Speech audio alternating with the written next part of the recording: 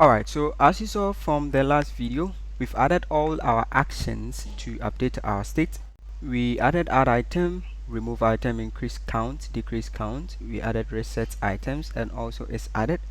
Alright, so these are all the actions we are going to need to dispatch to our state. And so we are going to see how this action is being used. So let me show you what I have done so far, just to speed up the process so that we can focus on the admin side. Let me show you what I've done so far. So I've added our cart and wishlist component. If I go to add to cart button, let me increase the font size a bit. Alright, so here I've added two buttons. One is remove from cart and then add to cart. And here you'd see that I am using use context hook. I'm passing our context we created, and then these are the actions I want to dispatch in this particular component. So this remove item is going to be dispatched by this button, which is the remove item button, and then the add item action is going to be dispatched by this button. And before that, I am also using the is added, which is the Boolean function, checking our cart items if the item we want to add or remove is already in cart or not. So here we check if it is added, then it is going to render the remove from cart button. If it's not added, then it's going to show this button. So that if we don't have that item added to cart, then you have the option to add it to cart. If we have it added to cart, then you're going to see remove from cart button instead. Alright. So that's the first change. I've added these two buttons here together with their styling, just the basic stuff we've been doing. And I've added the same thing for add to wishlist button as well. So when you check here, it's just the same concept, but this time it is checking the wishlist state. And then here, remove item, add item, these are all wishlist. And then it is going to render different icons, heart icons for them. So this one, if it is added, it's going to show the filled heart icon. If it is not added, it is going to show the heart, the outline one. Alright. So you just use the use context to pass the context, and then the actions you want to dispatch, you just call them here. I am destructuring them here, and then you are good to go. So let me show you the functionalities for these two buttons real quick. So for example, here I can click on there's no item in the cart at the moment, so I can click on add to cart, and it is added to cart. We already tested those functionalities that they were added to cart, so it was just about updating our button to add this count label here. So because it is added to cart, you see the remove from cart button instead. So we are using the is added Boolean function to check for that, and when I click on it, it is going to trigger remove from cart, and you see it is removed our cart items. It's gone back to 0. And the same thing with this. If I click on add to wishlist, it is added to wishlist, so you see it is filled now, and our wishlist count is also gone to 1. When I check, you see it's here. So I can add as many items as I want to cart and then wishlist. And here, if I click on it, it is going to remove it. It's going to go to 1. Add it again. It's going to go to 2, and then here as well. So those are the functionalities I have added at the moment. So we can now add items to cart and wish list. So let me just show you these two buttons as well. I have my cart component. So inside the cart component, I have this button which is showing the cart together with the icon, and this component which is saying flex is showing the label for the count. Alright, so as you can see, showing cart.length, and basically I'm doing position absolute because this one is having position relative here. So position absolute, and then I do top and right just to position it properly where I actually wanted at this side, and I do the same thing for this. It's the same thing I did for wishlist item, as you can see from the component here. So I have the wish list, position relative, and the icon is here, and then the badge or the label is also here. So one thing I forgot to do though is checking if the wishlist length is equal to 0, so that I don't show the label for the cat one. You can see I did it for the wishlist button for the wishlist label. So I'm going to copy this, and then I'll go to cat, and then instead of showing this all the time, I'm going to put this here. So I am going to change this to cat. I'm going to put the closing curly brace here. So this one is going to check if cat dot length is not equal to 0. That is only when it's going to show this component, so that if the item is 0, it doesn't show the label, right? So let me show you what I mean. Alright, so here as you can see, we have 2 items added to cart, so the label is supposed to show, but once I clear the wish list, it doesn't show the label here saying 0. Alright, so it's the same thing I want for the clear cart. Alright, so this does not actually show. Cool. Yeah, so when I go to the cart item, for example, it is basically a drawer. So I showed you how to use the Chakra UI drawer, and yeah, the placement is right this time. Size is LG, and then yeah, it's open. It's calling that it's open. Yeah, so you can just go to Chakra UI, copy the drawer component, and then paste it in your component, and then just modify it to make it look like this. Inside the drawer body, checking the cart length here as well, so that I can display if it is empty. If the length is 0, I can say your cart is empty. If it is not 0, then I map and then display the items using the cart item, right? So if I show you the cart item component, so it is a grid, and then I'm using grid items here. So basically I do 6 columns for small devices, and I do 8 columns for large devices. So as you can see here, it's doing call span 5, and then on smaller devices, and span 3 on large devices. I just make it responsive across like devices as well. So if I show you that, what I mean by that as well, so let's add some items to cart.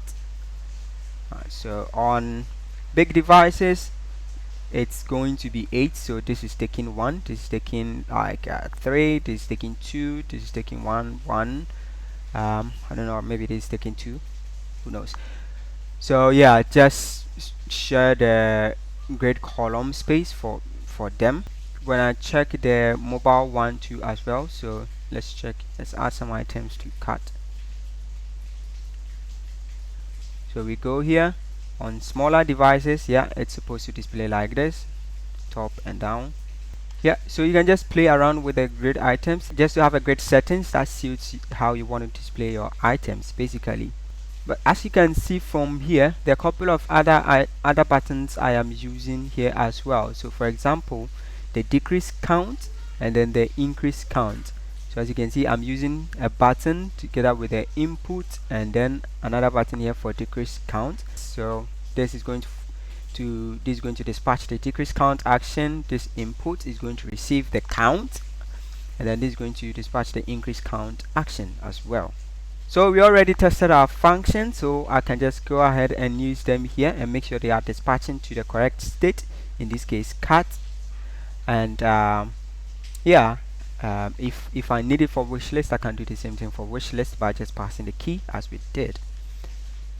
And also, as you can see, there is a button here to remove an item from a cart. So on click, dispatches the remove item from our context, as you can see here. So basically, this is all about using the correct actions for the correct on-click event. Now the next thing I want to show you is the helper function I added for calculating our total items. So basically, I have a helper function here which is calculating our total items in cart.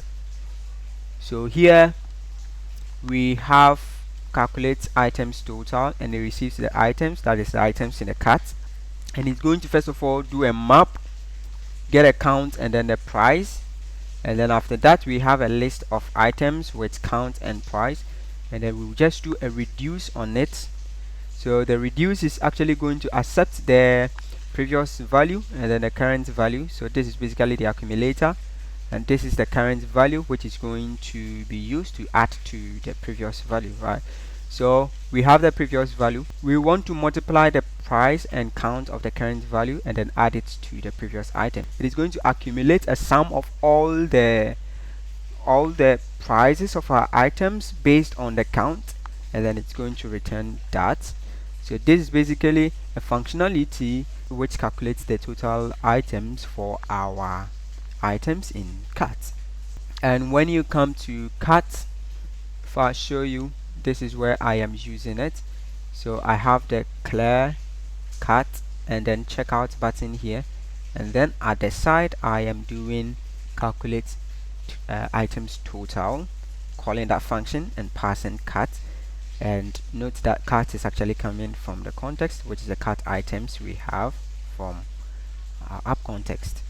Those are the few user changes I have added from our last video.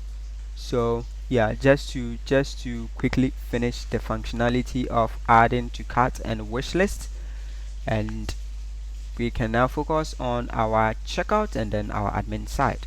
Right. So let's just go through again. So as you can see here, based on the count, we have the total amount calculated down here.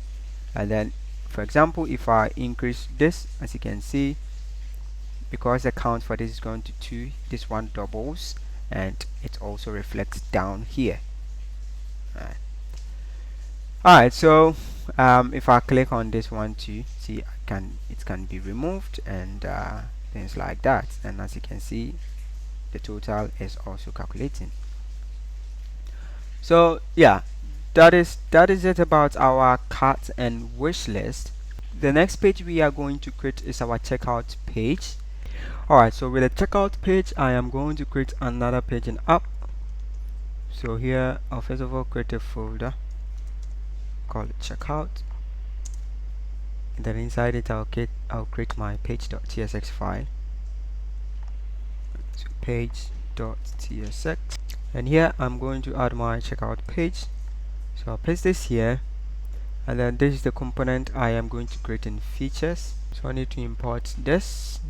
I'm going to add that here, and then now I am going to create this checkout component in features. Let me close some of these other components, and then here I am going to open features, and here I'll create a folder for checkout. And inside checkout folder, I'm going to have the first file, which is index.tsx. So if I show you the checkout component how it looks like, let's go here. Let's try and add some items to cart, and then let's go to checkout. Alright, so if you go to checkout, we have a couple of components here, right? So we have the components where you review the items you've added. Then we have the delivery information. We also have the payment details component here. So I'm going to add these 3 components.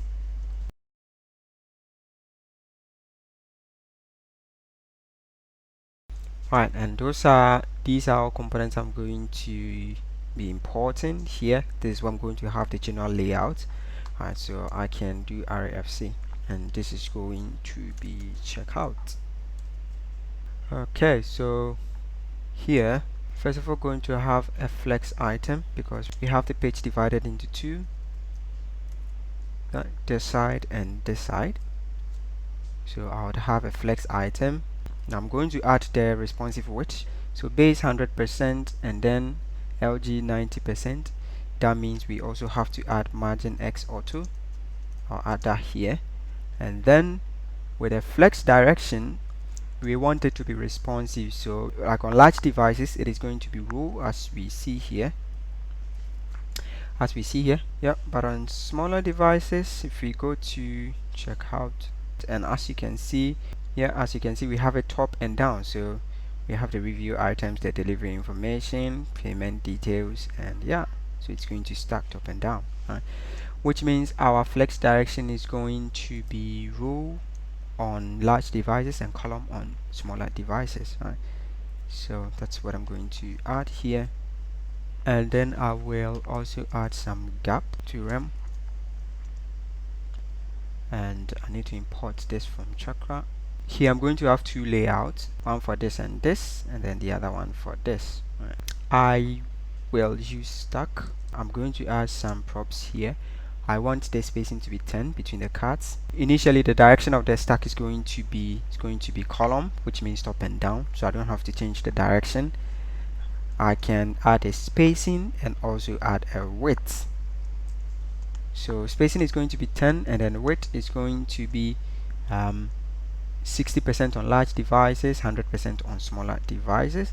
That's because on smaller devices I wanted to occupy the full width of the screen. On large devices, as it is going to display row, I want it to occupy just 60% of the space, so that the payment information is going to occupy 40%. Right. Yeah, so the next one, which is going to be the next component, which is going to be the payment details component, I'm going to use a box for that because that's just one component, and the width is going to be 100% on base devices and 40% on smaller devices. Alright, so here I'm going to have the payment details here, and here I'm going to have two components here, which is the review items and then the delivery information. Right. So I think I can import this, and these are all components I'm here to create. So yeah, I'm going to create them very shortly. Let me just import this and import box as well. Alright, so let's create the review items component first. So we go here to RAFC to generate the component review items. So our review items is going to be a card. I'm going to add a card here. First of all, I'm going to have a card header and then card body. So what is going to go in our card body for our review items? So if we check again, so we're basically going to have we have the heading. We're going to have one card which is going to have the items we add to our cards. Alright. So you're basically going to do checkout. Now checkout is supposed to come from our context.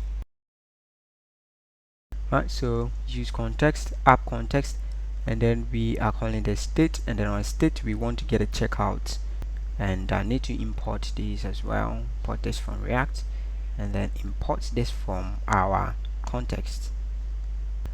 So we do checkout dot map, and here is where we need to render the component we want to render. So this is basically going to be a flex item. So we want a flex item. This is going to be displayed side by side. Right, so we have the details and then the price and quantity section at the other side. Right. I'm basically going to use a flex item for that. And inside here I'm basically going to have two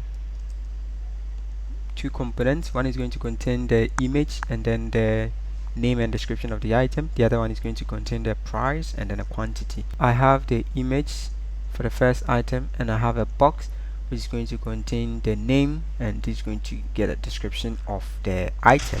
See the name and then the description section.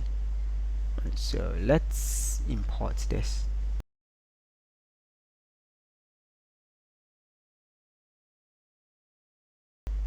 Right, so this is the first item. Now the price and then the quantity section is going to be a bit simpler, so let me replace that template, and yeah, basically going to display the price and then the quantity below it. Right, so if I import this component as well from Chakra, here I have a format price helper function as well. So it's basically going to format the price to 2 decimal places. So wherever I have a price, I'll just call this format price function. It is a very simple function. So if I go to helpers,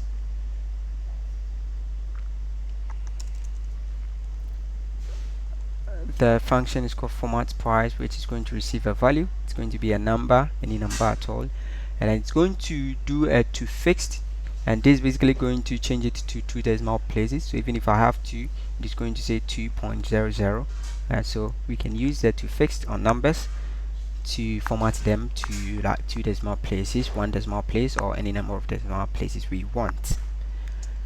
Alright, so I'm going to save this one, and then I'm going to close this, and now import the format price from my helpers. Yeah, we are done with the first section. So we are done with the item card. Basically, it's going to loop through, and then it's going to add this. So one thing we could have done is to break this into a separate component and then import that here. But yeah, I think you can go ahead and do that refactor. I'm just going to keep it like this, which is basically fine. But yeah, inside the card body, I want to use a stack around these so that it will stack on top of each other. So I'll just put a stack here.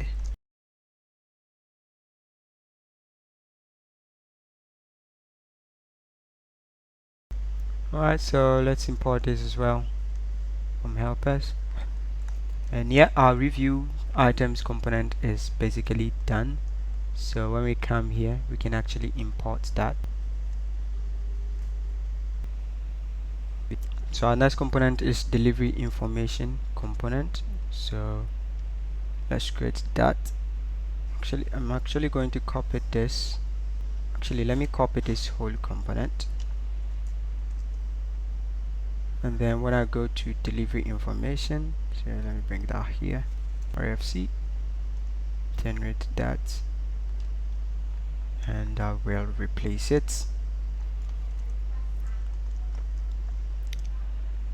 And then here, instead of this, I am going to put delivery information there. So I'm going to add the form which is going to take the delivery information. So basically, as you saw, we have the full name, the address, the phone, email. If I show that to you again, yeah, these are the delivery information we are going to take. They are all basically going to be simple inputs, and this is going to be the email one. So let me just add that quickly.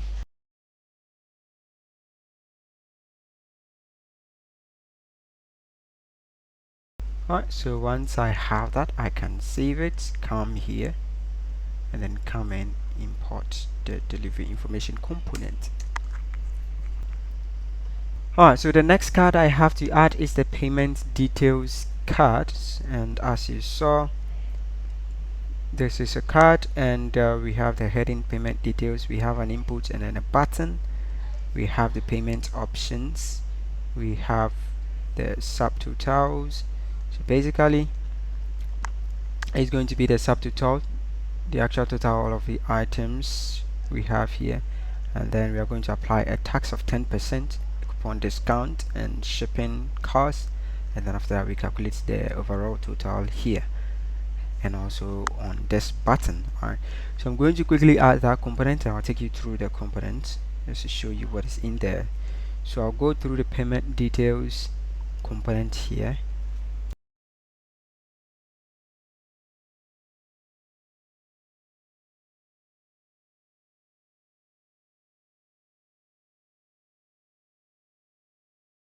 Alright, so as you can see, the header is here, and then I have the card body. This is where all other things are going to go. So I have an input here, which is where you are going to enter the coupon. So I have a rounded or full just to make it rounded. Then I have a button. I'm basically doing a margin left of -40 pixels just to place it on top of the input. After that, we have a divider, and we have a heading which is saying payment option. So you choose the payment option you want, and this is basically a radio button, cash on delivery, mobile money payments, credit card. And after that, we have this section where we have the subtotal, the tax, the coupon discount, and then the shipping cost. Alright, so these are all going to be states I'm going to keep track of up here. So what I'm going to do is I'm going to add those up here. And so basically we have a subtotal, and then we have the tax, and this I need to import it from React. And yeah, I'm also using a format price here so that it will format it to 2 decimal places. That's how all my prices are supposed to be formatted. We are going to use, the items we have in our checkout to do the calculation. Right. So what I'm going to do is I'm going to add a use effect here, and I need to also add my context here. Alright, so here as you can see I have my subtotal calculation here, and it's going to call the calculate items total function from our helpers. We pass the checkout items, so this is going to be the subtotal, and we apply a 10% tax rate, and we update the subtotal and then the tax. So whenever the checkout items changes, we are going to calculate these and update our states. So that is basically what we are using down here.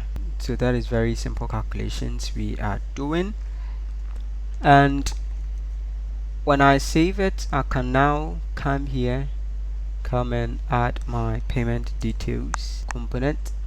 So after I save this and I come to the page and I import checkout, when I save it, now I should be able to navigate to my checkout page and then see my components displaying correctly. So here I am going to say /checkout, and yeah, I forgot again to use client, so I have that error. So let me fix that quickly, and now my error should go away. Alright, so we have our components displaying correctly. We have our payment options, our payment details, and yeah, this we have our delivery information. So there is no items added, that's why this is basically empty. Let's now try and add an actual product to cart so that we can navigate to the page. So first of all, in our cart component here, go to cart, and then we go to cart. We have checkout. We have checkout here. We're basically going to add an on-click event to this button as well to add the items we have in our cart to our checkout list, so we can actually check out those items. So how we are going to do it is here, I'm going to add an on-click event which is going to say handle checkout, and I'm going to create that function up here, handle checkout. Alright, so constant handle checkout, and here I'm going to add the add item function because that's basically what I'm going to use. So here I'm going to say add item, and this time I want to get all the items in cart and then add them to my checkout list. I know I can access the cart items here, so I'm basically going to do cart dot for each cart item. Then I want to call add item.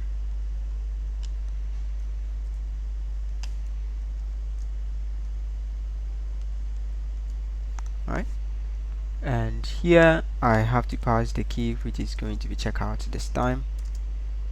Now I'm adding cart item, and then I also need to add the count, right, which is basically cart item dot count.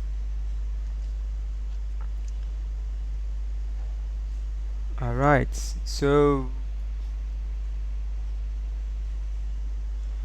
before that I need to make sure I am resetting my checkout anytime I am navigating to this page so that it will add new items to the checkout. Right, so I need to call reset items like this. As you can see, I have it here, and I need to pass the key of the state I want to reset, which is basically checkout.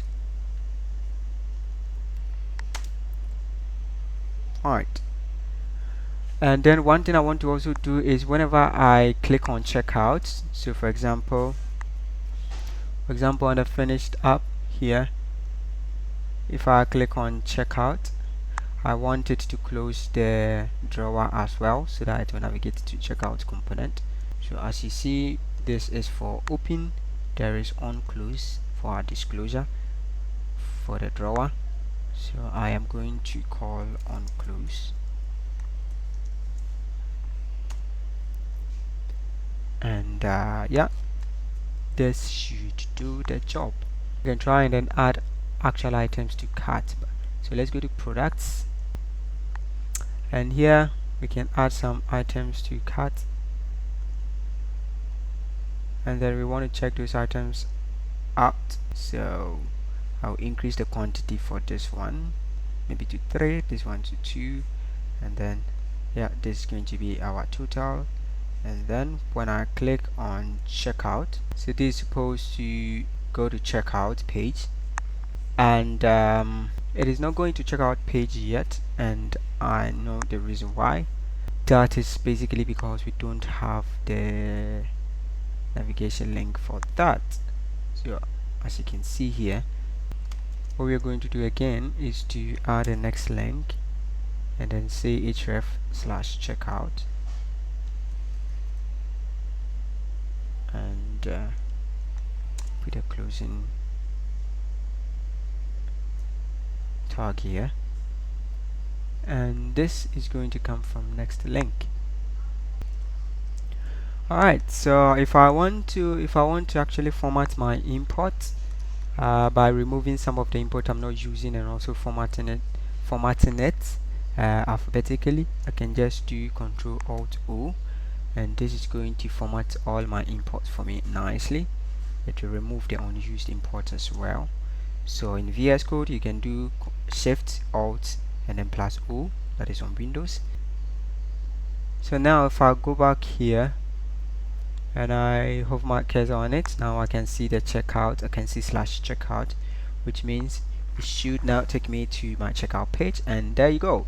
So I am on my checkout page. It added the items to checkout, and here I see the items. Now the quantity for this is 3, this is 2, and this is the total, the tax we calculated, and the discount, I mean, this is just this is based on the tax. It is subtracting the tax we have here from it, and then the shipping cost is also this, and yeah, this is going to be the total. So yeah, basically everything is working fine, everything is working as we want on our checkout page. Like all the details are being filled correctly here as well. So yeah, we have our checkout page in place. The last thing we need to do is to be able to check out an item from the product details page. So that is basically the last thing we need to do so that we can move on to our admin side.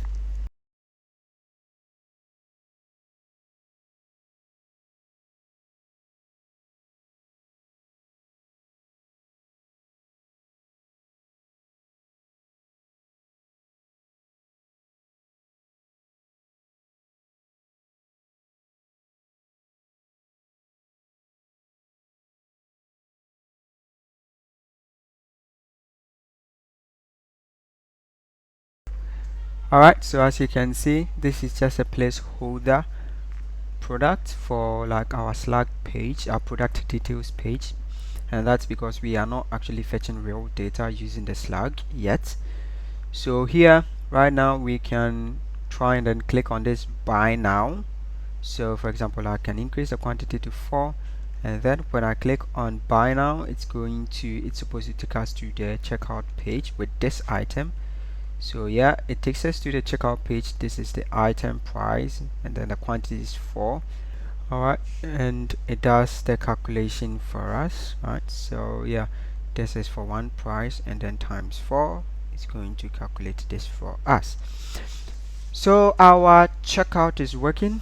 Now we are going to work on the admin side, right? So here we are going to be able to go to /studio like this, and this is supposed to authenticate us, and then once we are logged in, we are going to see our admin side. So here we see back home and then view all products, and we can click on this and then manage our products and categories from here. Right. So this is what we are going to be doing next. So we are going to have an embedded admin side using Sanity Studio in our MS BI. We are going to build our Sanity schema so that we get this kind of interface where we can manage our products, our featured products, and our categories. And also here we can make Groq queries to like test our data before we actually fetch it into our application. We would also customize Sanity Studio to avoid this navigation bar in our Sanity Studio. So yeah, there's quite a lot to do on our admin side as well. So let's actually get that done. Alright, so let's first check that our Sanity packages are added. So if I go to package.json, as you can see here, we have Next Sanity. We installed that from the beginning, and we also have Sanity installed, which means that we are good to get started.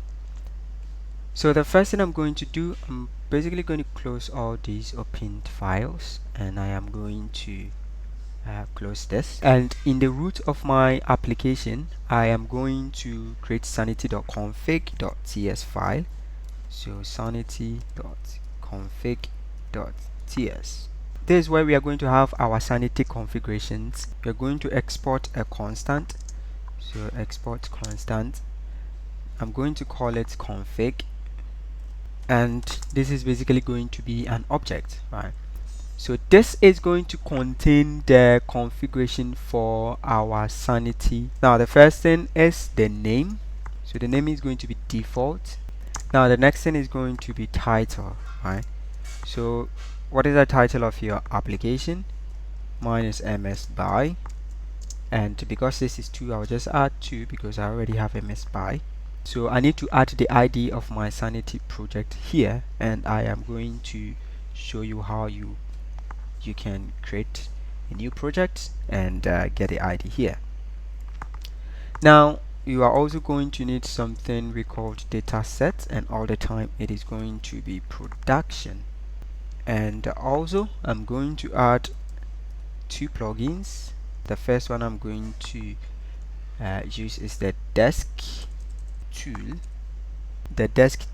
which is going to come from sanity/desk. So I need to import that from here.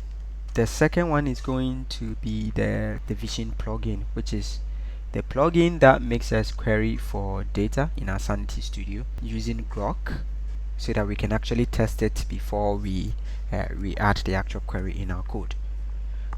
So it is called vision tool. When you go to Sanity documentation and you go to the plugin section, it will show you like all the plugins they have and how you can import and add them. That is basically how I got to know. So I need to import this one from sanity/vision. Also, we are going to have the schema we are going to be using. Alright, so we have a schema, and then we need to add the schema types, which is basically going to be schema types. So we've not added any schema yet, but we are going to create a schema, and this schema types accepts the schema types we are going to be basically adding. So let's leave this here for now, and I am going to create another folder. So this folder I am going to create is going to be outside SRC as well. It's going to be for our Sanity schemas. So I'm going to call it Schemas. So this is where we are going to add all our Sanity schema. This is where I'm going to add the schema types constant I'm using here. So inside schemas, I'm going to create index.ts file here, and here I'm going to export a constant called schema types, and this is basically going to be an array. So here we are going to add all our schema types in here. So we are going to know how we are going to create all our schema types. So our schema types like category, product, featured product, and others. So we have this here. We can now import that here from Schemas, and once we save this, we should be good with this file, at least for now. And now we have to create a new project, a new Sanity project. All right, and let me show you how to create a new Sanity project. Alright, so if I open Sanity and I go to my profile and I go to projects, so these are the projects I have at the moment, and I'm going to create a new one. Alright, so I have MS Bar here, so I'm going to create MS Bar 2. Let me close this, get back here. Alright, so I have opened another terminal here, so I'm going to do npm create to sanity at latest. So this is going to ask me a few questions. Alright, so here let me expand this a little bit. So here it is asking me whether I want to create a new project, or I want to use an existing project. Alright, so these are the 3 projects I have. I showed you on the UI. So I am going to select create new project, and here I have to give my project a name, so I'm going to call it ms by -2. And here it says, do I want to use the default datasets configuration? I'm going to say yes. Would you like to add configuration files for Sanity project in this Next.js folder?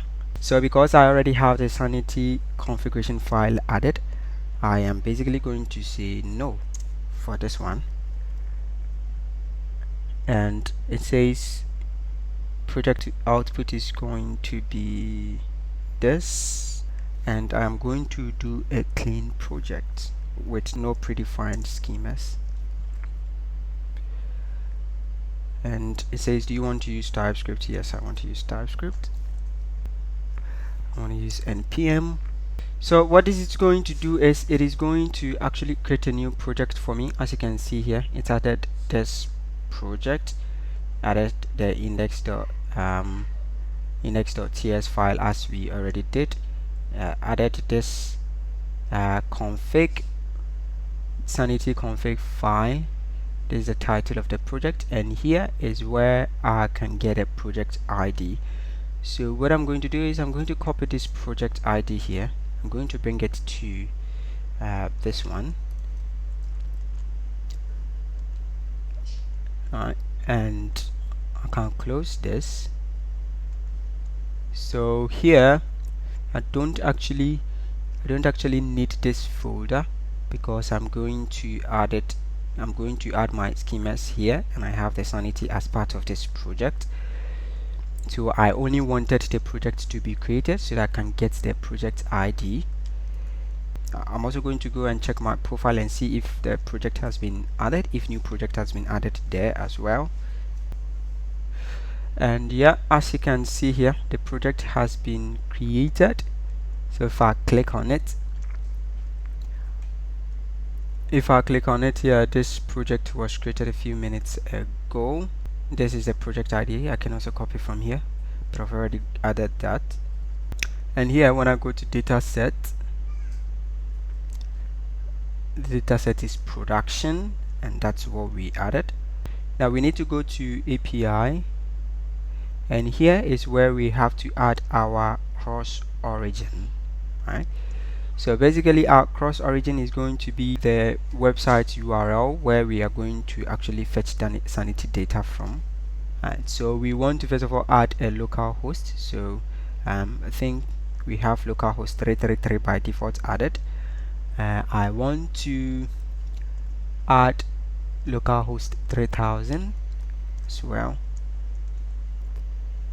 So add calls, and I have to make sure I check this, and I click add. Alright, and We also want to add where we are going to host our application. So basically netlify.app here, you need to also make sure you add the URL for where your application is hosted, so that your production app can also have access to your Sanity data. Alright, so once we add this, we can actually close this for now. That is all the settings we need to do. We already have the project created. We've added the ID here, so we can get rid of this folder. So let's actually delete this. So the next thing I'm going to do is inside this, I'll say I'm going to create a page for /studio. Right. And with that, I am going to create what we call dynamic page in Next.js. So inside here, I'm going to create studio like this, and then inside studio, the way we create dynamic page in Next.js for this one, it is going to be a folder. So I'm going to do double square brackets, dots, and then I am going to do index like this. Okay. So this is how you are going to be creating it, and this is basically going to say that, alright, so when you go to /studio, catch every route that falls under /studio. Alright, so in here I am going to create my page.tsx, and here I'm going to say rfce. Now I'm going to call it studio page, and here first of all I need to add a use client here because this is supposed to be a client's component. So use client, and here I am going to import Next Studio from Next Sanity /studio. Right. So here I'm going to use what we called Next Studio, and this is supposed to be imported from Next Sanity /studio. So that is supposed to be the import. I need to add the config. So as you can see, config is missing, so we created a config here, this one. So that's what I'm going to import here. So config, and I need to pass config. Right. So this config is supposed to be imported from this file. This is all what we are going to be doing in this particular file. So this file is done. I can close it, and here what I need to do now here is to add a base part. Right. So here I add what we call a base part. So when I go to /studio, then render Sanity Studio, this is basically going to be the base part I am going to route to. Alright, so here you can have something like admin, you can have / whatever you want. Yeah, so I'm going to do /studio here, and this is basically going to catch the /studio route, and then it's going to show Sanity Studio. Alright, so this is important, and now let's try and see if we are going to get something to show actually. So I'll go back here, and then I'm going to go to /studio like this, and let's keep our fingers crossed and see what we get. Alright, so we got something loading here, as you can see when we go to /studio, and there you go. So Sanity Studio is now showing in our application. As you can see here, it says we should authenticate ourselves so that we can log in. So I'm going to authenticate by using GitHub, and ta-da! So just like that, we have our Sanity Studio embedded in our application. and this is very cool. All right, so this is also very easy to set up. You don't need to do a lot of stuff. Yeah, as you saw, we added a base part here. We made sure we've created our project. We have the project ID here. So once we have the config, and we also have our dynamic route here, and then page.tsx, we import the Next Studio from Next Sanity, and we have Sanity Studio added to our project. We are going to start working on our schemas, because as you can see, there is no document type. That's because we don't have any schema yet. So we are going to be creating all our schemas, and yeah, let me also show you as we added. So this is the vision plugin. As you saw, this is the desk plugin where our schema is going to show, and here is where we are going to be able to enter Groq queries and get results. Alright, so our plugins are also working, and as you can see, MS by 2 is here. So the next thing is we're going to add all the schemas we are going to need. So inside schemas, the first one I'm going to add is called product schema, and here I am going to export a constant, so I'll call it product schema, and it's going to be an object. And with Sanity schema, so all the time the base schema type is going to be a document. So at the top level here, I am going to have a name, product, and then title. So the title is going to be called product. So basically this is going to be the name, this is the title you are going to see, and then the type, the schema type is going to be document. Right. So you need these three properties: the name, the title, the type, and then you also need the fields. So the fields is basically going to be an array of like all the fields you are going to have for your document. So the first field I am going to have is going to be the name of the product. So here we are going to need name, which is going to be called name. The title is name. The type is going to be a string. So one thing you have to take note of is these three properties are all the time going to be required. Right? So you are going to be required to provide these three properties for all your document types you are going to be creating, all the fields you are going to be adding. These three properties are going to be required. Right? So the name, title, and then the type. So with this one, I'm going to add a description, and the description is basically going to say name of product. Now the next field I am going to need for a product is going to be the slug. So name, yeah, so this extension I have has already filled it for me. Right, so the name, and then the title is going to be slug, the type, and then with the slug I want the source, and then with the slug I have to provide the source in the options.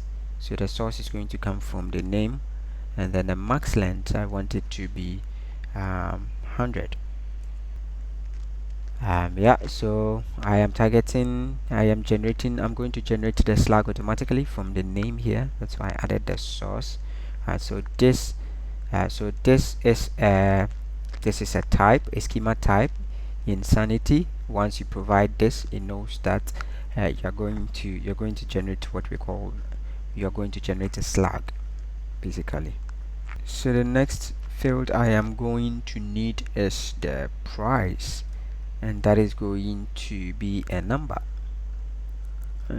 So here I'm going to add a name, and it's called price. Title is going to be price, and then the type of this field is going to be a number. Next, I need the description, and the type is going to be a text. So as you can see, we have a string, which is for normal inputs, and then the text is going to be for something like a text area. And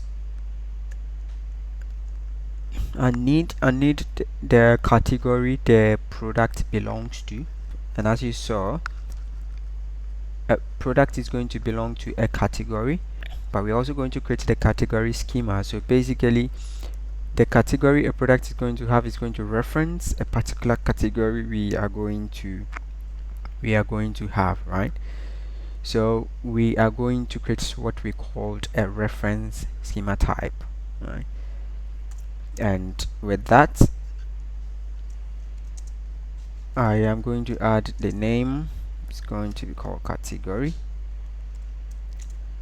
The title.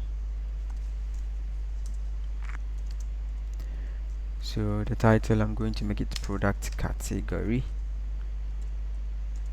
And then here I'll add a type, and the type is going to be a reference, right? And what is it going to reference? So we add 2, and then we add a square bracket, and then the object, and then the type of reference is going to be called category. So basically I have to create this category document type because it doesn't exist yet. So this is basically going to say, okay, so I am creating a reference, so look at a document called category, and then I can pick the reference from there, basically, right? So because I've added this, let me create that. So I'm going to create the category schema. So category schema.ts. You need to first of all do export constant category schema, and then here I'm going to have the name, title, and then the type.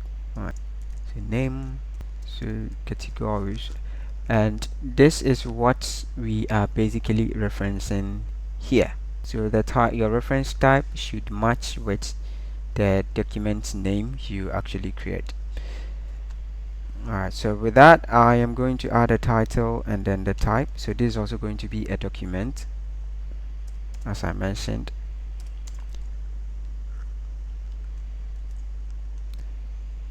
And then I am going to add the fields as well. So with a category, I am only going to have the name, the slug, and then an image. Right. So first of all, I'm going to add a name and then a slug. It's going to be similar to what we added for product. We have this, and then we have the slug with a source from the name, and then the next one we are going to add is the image.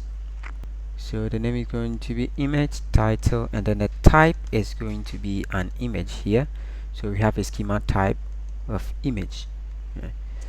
And we also have an options for the image. So we want to enable the hotspot feature for images, and I will show you once I am able to test this. So I'm going to say hotspot true and save this, and basically this is going to be our category schema. Right. So can close this, and yeah, this should work now. So yeah, before I continue, let me actually import my schemas and then let's see it in action. So first of all, I'm going to import the category schema here. So I'll do category schema. Alright, so that's imported up here, and I am also going to import. Alright, so before I import the product schema, let me show you first. So if I save this and I go back to the app and I try to refresh the studio, so as you can see, once it refreshes, you see our first document we have here, and that is category. So when I click on it, there is no category created yet, but if I click here, you'd see all the fields we created for our category, and as you can see, we have the name, the slug, and then the image. Right. So when I enter a name, for example, a category, say watches, and then I click on generate, it's going to generate the slug from the name, and here I can upload an image. Once I add an image and I click here, so this is basically what the hotspot feature is actually doing. Right. So once I focus on a hotspot of once I set a hotspot for an image, wherever I use that image, that particular area I have added a hotspot is always going to show, as you can see from the preview down here.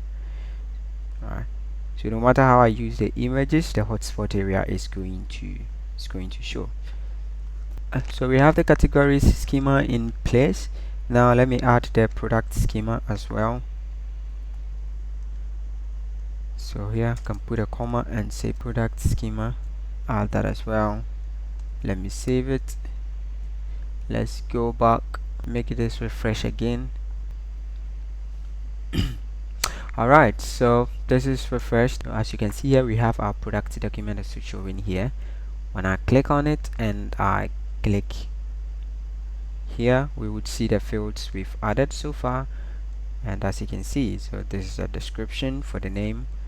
We have the slug, the price, and then the description. So this is basically a text area. So this is how a string field is going to look like, and this is how a text field is going to look like. Here is where we have the category reference. So because it is a reference, I can now click on this and it's going to display all the categories I've added, and as you can see, I have only one category added, watches, so I can actually pick it, and then it is going to add the reference for this product, which is very cool. So let's go ahead and add all the other fields for our product schema. So let's go to our product schema. Now after categories, we are going to add the main image. So that's the next field we need, and that is basically going to be an image schema type. So let me add that here. So we have image as a name, the title is main image, the type is an image, and then I'm also enabling the hotspots. I'm also going to add a gallery of images, as you saw. So we have an image and then we have like gallery. So that is if you have more than one images for a product, you can add it in a gallery, and with that it is going to be a list of images. So it's going to basically be an array schema type. So here, that's the name, the title, and then the type is an array, and we are going to say an array of what, right? So this is basically going to say an array, and what is the object we are going to have for these arrays. So here we are calling it gallery image. This basically means that we have to create this schema as well. So we are going to create this schema. So I'm going to add a new file. I'm going to call it gallery image schema .ts.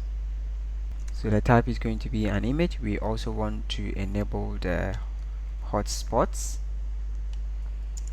for the images, and then here we also want to add fields. right? And then for our gallery images, we want to be able to add captions to those images.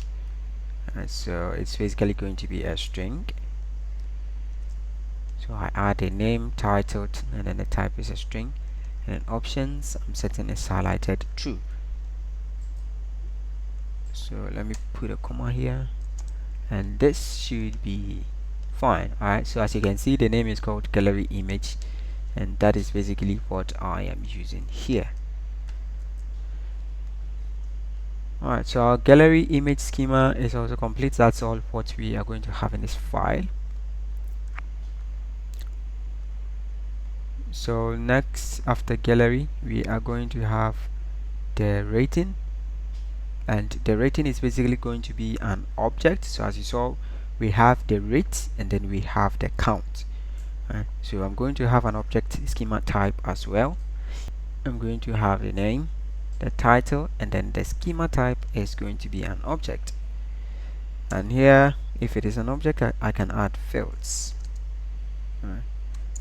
which is going to be an array. And then the fields I'm going to have is going to be the rate, which is a number, and then the count is also a number.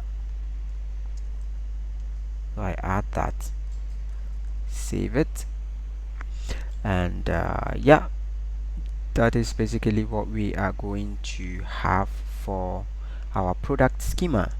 Right, so our product schema is also basically done. So let's go and then check our Sanity Studio to see what we have at the moment. Alright, so we have an error here, and it's basically saying document type products, and it is basically not seeing this gallery image, and I guess you know the reason why, right? So we actually haven't imported our gallery image schema yet. We haven't added it to our schema types yet.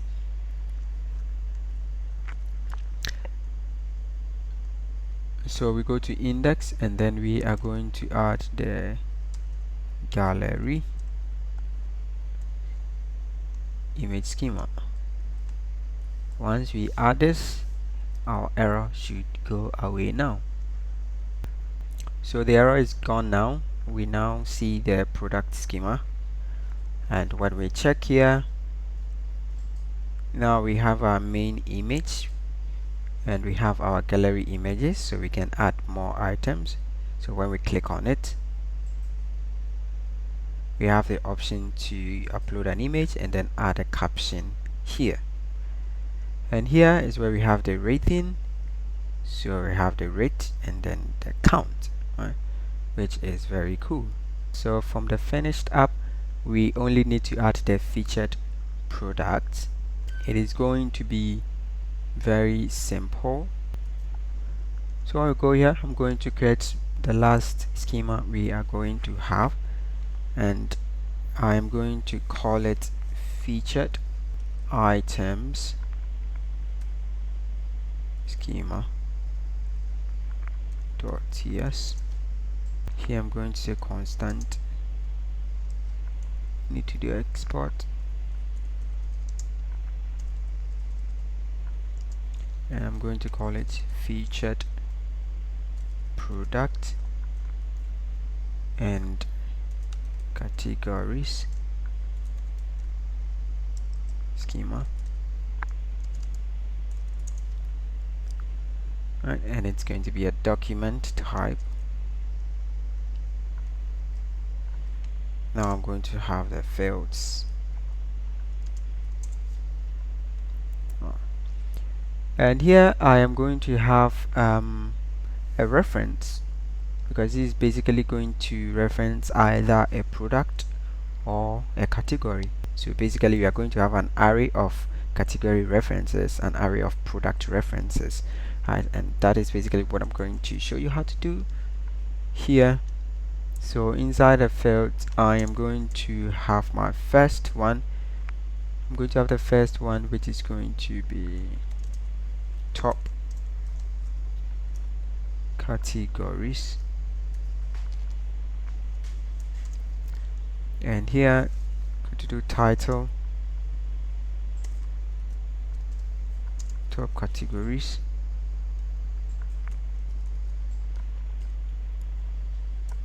Now the type is going to be an array.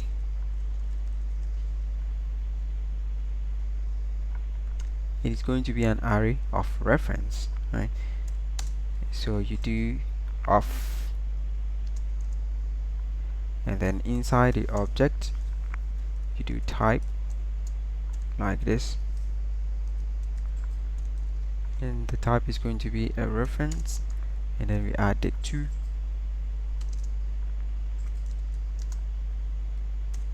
category. Alright, so this is how you do it.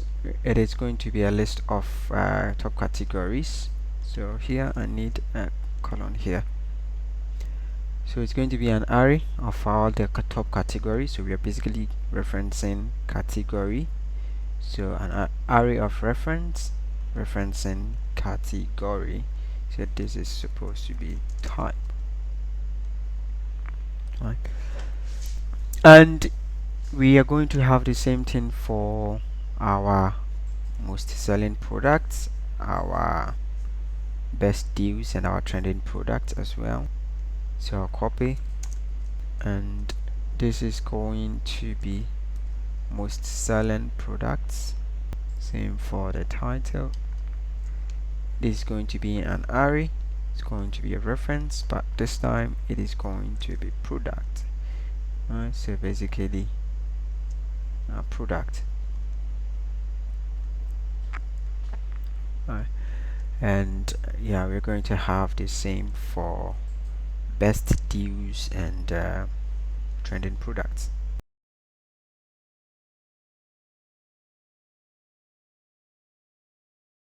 And yeah, we're basically done with our schema. Now I'm going to do product, and alright, so it's called featured product and category schema. So once I import that and I save this file, if I come here,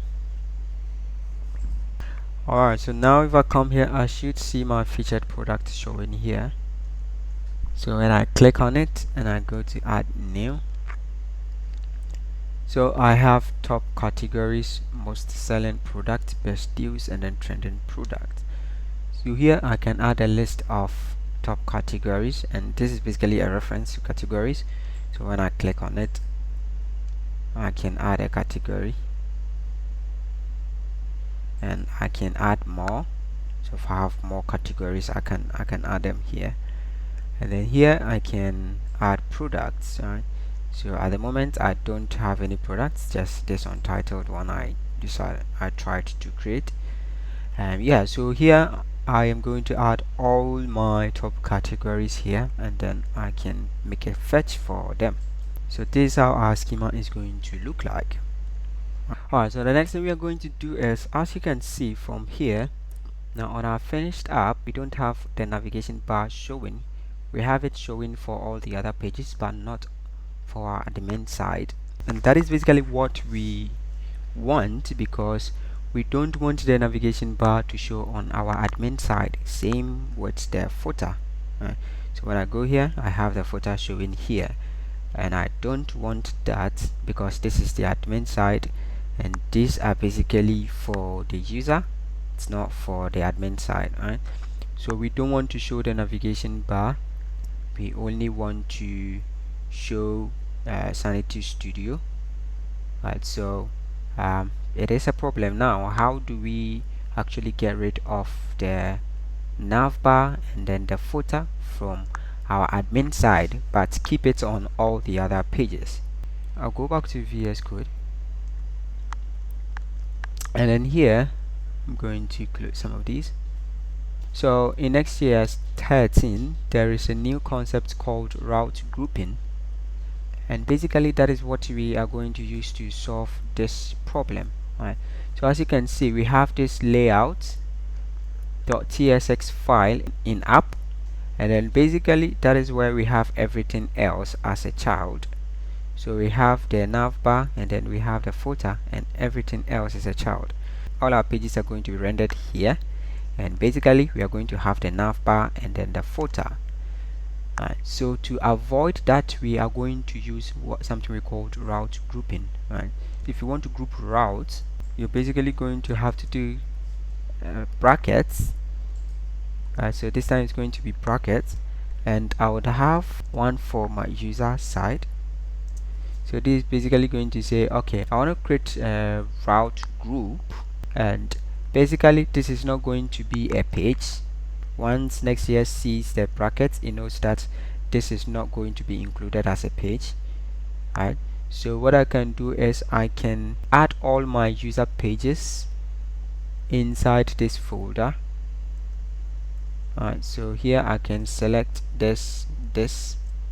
So the categories, the checkouts, the products, then I can basically move them into users. And then once I'm moving that, I want to show you the documentation real quick.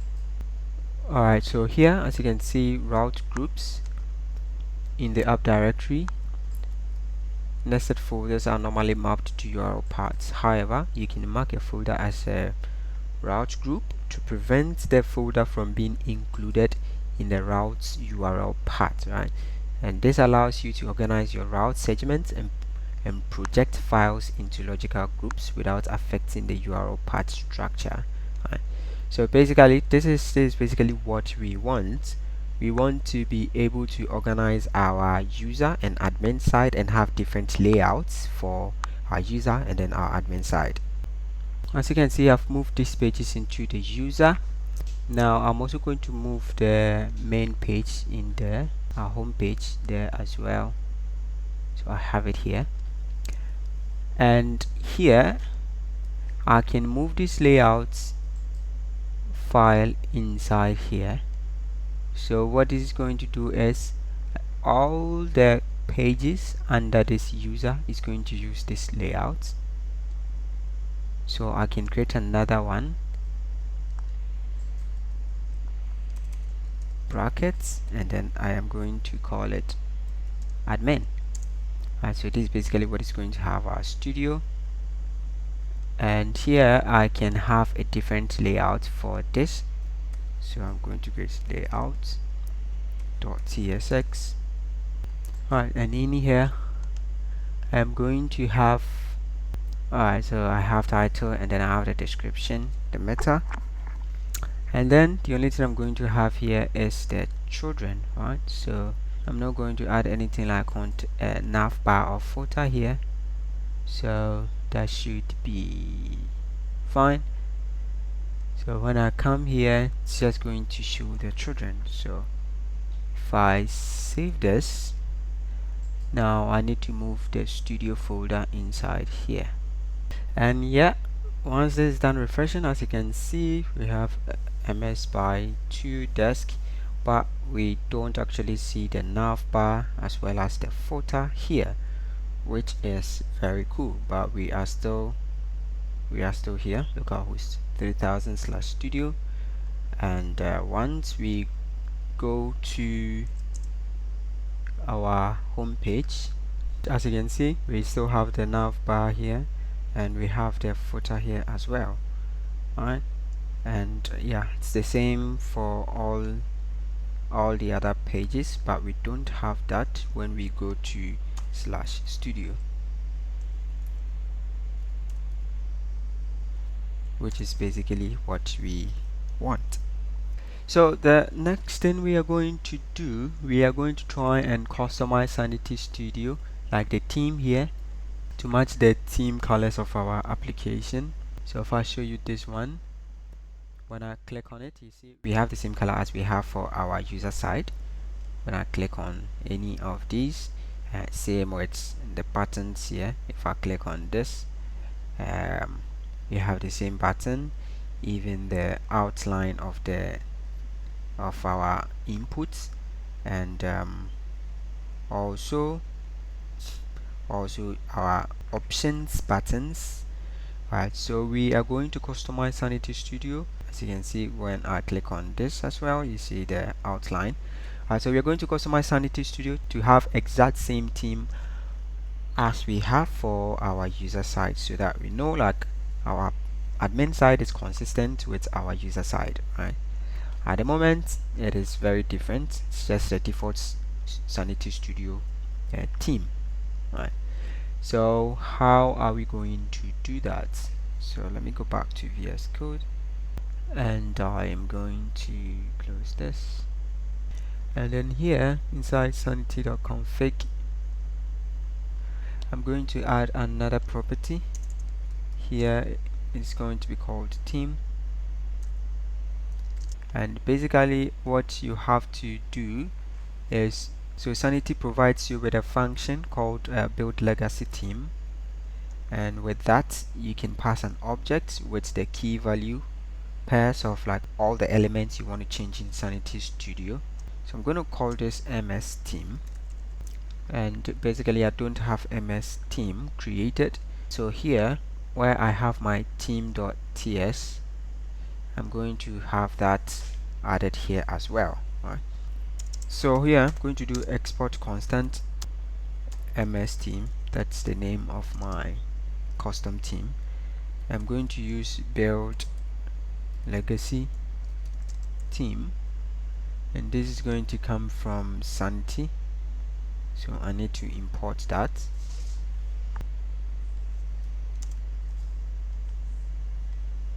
And here I can pass an object. This is basically my brand colors, right? So I'm going to add this props up here. You can copy the same thing, and add if you want, and then just change the colors to yours. So here ms white, ms black, brand primary. So these are basically my custom one. So this is basically going to be the colors I will be using. And then when I come here, I am now going to pass the Sanity CSS variables that I want to change. So for example, black, I want to use ms black. It's basically mine here. So I do props, and then I pass the name of the key. So this is how I'm going to do for like all the other CSS variables in Sanity. Right. So I'm just going to copy and paste that in here. We want to change the focus color to my primary dark one. The brand primary, we want to change it to mine. I also want to change component bg to this white, and then text color ms black, default button color this one. I want to change default button primary color this, and then the state info color. Alright, so these are the ones I saw I have to change to make Sanity Studio look to change most of the elements in Sanity Studio to make it look exactly the way I want. There are a lot of other CSS variables there you can change, but these are the few ones I am interested in, right? And this does the job for me. So here it says cannot find name build legacy team. Did you mean build legacy team? Actually, yeah, build legacy team. So I made a mistake here, and once I do this I can now import ms team as I'm using here from team. And when I save it, I save team as well, and then I'll go back here, try and then refresh this.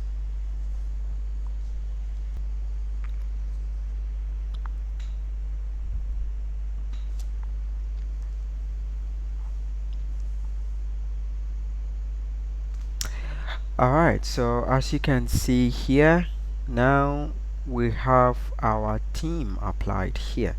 Right, so immediately we have the categories schema having our brand color as the background color. Right, and then as you can see here, when I click on this, you see the same thing. Right, when I click on it, you see the outline here. When I click on one, we see the options have the brand colors.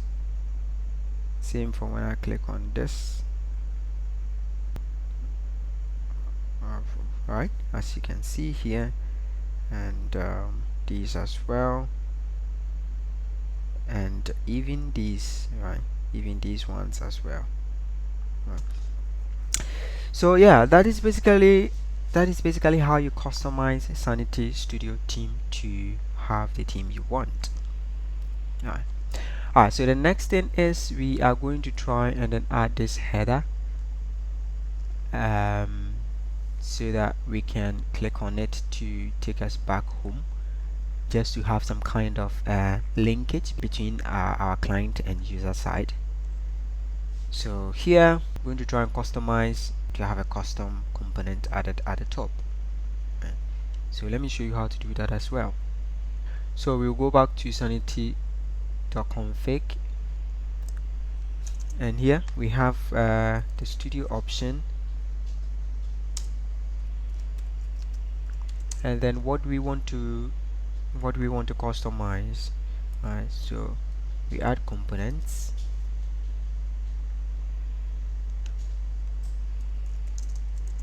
and then inside here we want to customize the navbar.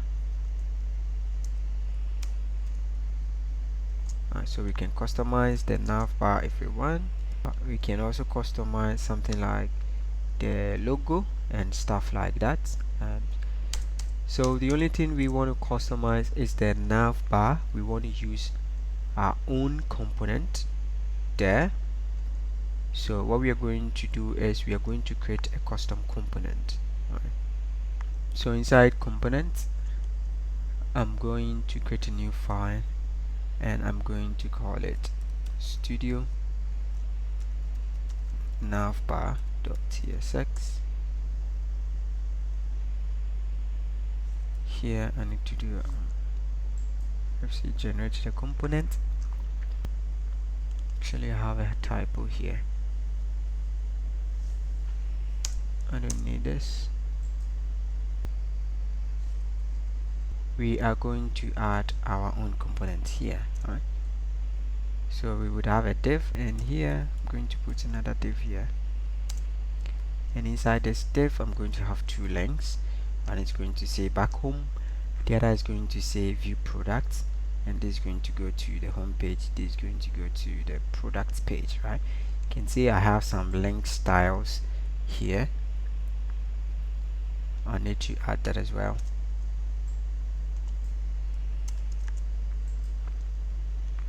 Right. So I need to import this from React, and then I need to also import my brand colors here. So that's our theme, and this I need to import from Next.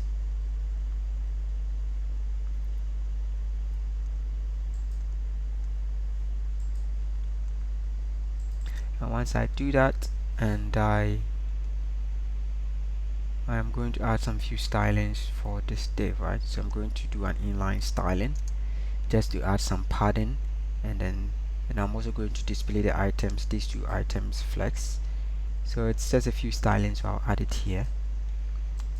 So once I save it and I come here, I'm going to use that nav bar instead, right? So it's called Studio Navbar, and I need to import it from here. Alright, so when I save it, it is going to change, but let's see what happens.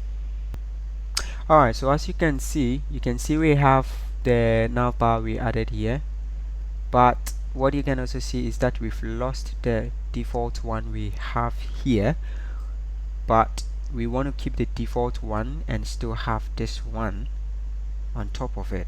Alright, so what we can do to fix that is here we have access to props. Right, so if I want to type it, the type is going to come from Sanity, and it's called navbar props. So here we are going to render the default navbar. So what I can do is after this div, I can put a fragment here, and then I can say props dot render default, which is a function, and then I can pass props again. Alright, so this is going to make sure we render the default navbar, and then here is where we are adding our custom one. Right, so here you can add anything you want at all to be shown in Sanity Studio. So when I save this one and I refresh it, we should have our default navbar back. Alright, so as you can see, we have the default one here, we have the one we added at the top, and then the default one here. Alright, so this is how you customize the navbar. Alright, so we have everything in place. We have Sanity Studio customized to look just the way we want. So now the next thing we are going to be doing is to add data to Sanity Studio and then fetch data from Sanity Studio into our app using Groq. And with that, because I don't want to add the data again from scratch, like adding all the products and all the categories and stuff like that, I'm going to use the ID of this project instead, so that I can have access to the data here. So what I'm going to do is I can go to Sanity config here. Here is where I add the project ID. So here I can replace it with the project ID of the other one. And so highlight this and then replace that. And then once I save it, just by changing the project ID, once I save it and I go back, after I wait for this to refresh. Alright, so as you can see, MS by 2, we have our categories, we have products, and we have featured products. So yeah, as you can see here. Yeah, so we would take it as if we've added products to our Sanity Studio. So the next thing is to use Groq, fetch the data into our application, and then replace the mock data we have in our application. Replace that with an actual data coming from our admin side. So that is what we are going to do next. Alright, so we're going to start fetching data into our app, and here I'm going to try and create a folder, and I'm going to call it utils, and inside it I'm going to create a file called Sanity client.ts file, and here is where I'm going to set up my client configuration.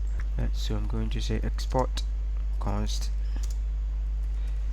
client config, which is basically going to have a type of client config. It's going to be an object, and I need to import this one from Next Sanity, and I'm going to have these configurations. So basically I'm going to have the project ID as my project ID. The data set is going to be production. UCDN, I'm going to set it to false. API version. Yeah, so once I do this, now I can use the create client function from Next Sanity. So export constant client, which is going to be an instance of create client, and here is where I pass the client config.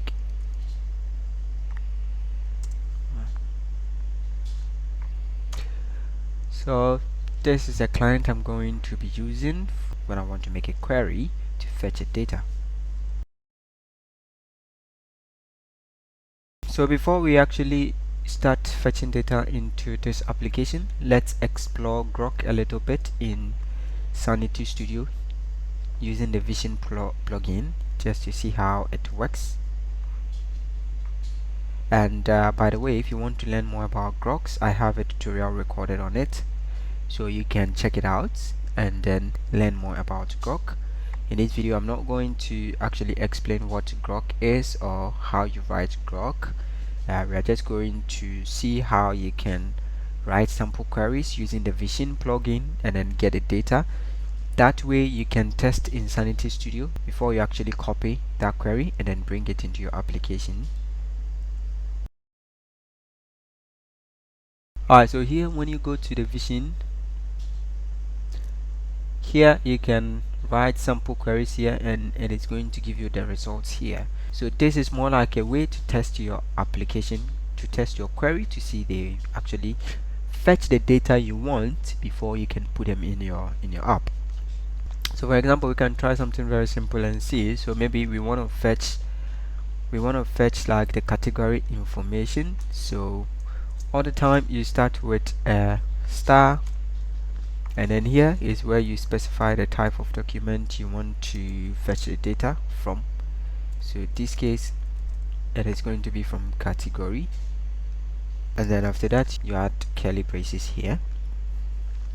So when I do this, I can actually click on fetch. As you can see, there are 7 items here, but all these items are empty. So if I get rid of the curly braces here, I can click on fetch, and this is going to fetch actual data, right? So as you can see, 7 items. These are objects underscore id underscore updated at some of the fields we added, slag, image, we also added name. These are the 3 fields we add. All the underscores are generated by Sanity. So here is where we filter the kind of properties we want from the category document, right? So here we can actually just say, okay, so give us just the names of the categories we want by just putting name here. And when I click fetch, as you can see, it fetches 7 items still, but the only property we have on the object is the name for all our categories, right? So we want the name, but we also want the image, right? So when I click fetch, now we have the name and then we have the image, right? So the name is a string. The image, as you can see, we have underscore ref here. There is an asset, there's an underscore ref, and the type, as you can see here, it is a reference. In Sanity image, all images are going to be references, right? So if you want to get an actual image URL, you have to dereference. You have to do something we call dereferencing, right? And the way you do that in Sanity, I'm going to show you an example. So here I can say I want to give it a key called image, right? And it is going to come from image, but I want to, so you do dot asset as you see here. So image dot assets first,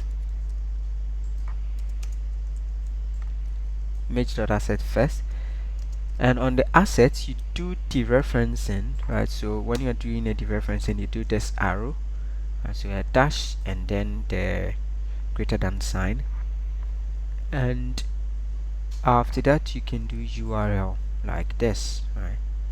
So this is going to dereference your image and then give you the URL. So notice when I make a fetch for this, now instead of getting a reference, we now have a URL. This is, as you can see, right? So this is how you do a dereferencing in Sanity for images. So I also want to add the ID, so I want to assign it to the ID key, right? Because by default it is called underscore ID. So I want to say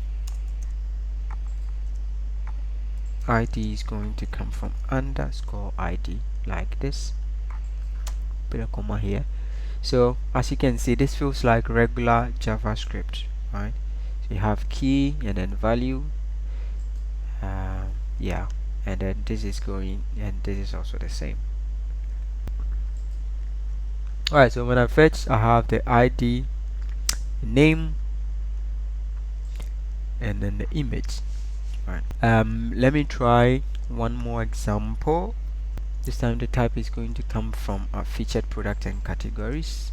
If I go to schema and I go to featured items here, right, this is how we call it.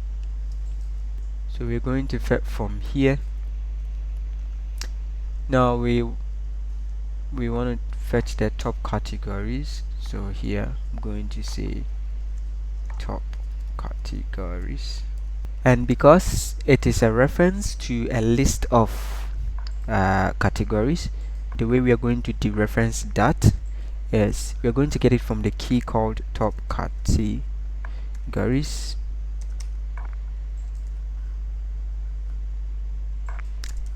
Spelling is wrong, so categories like this, and it is an array.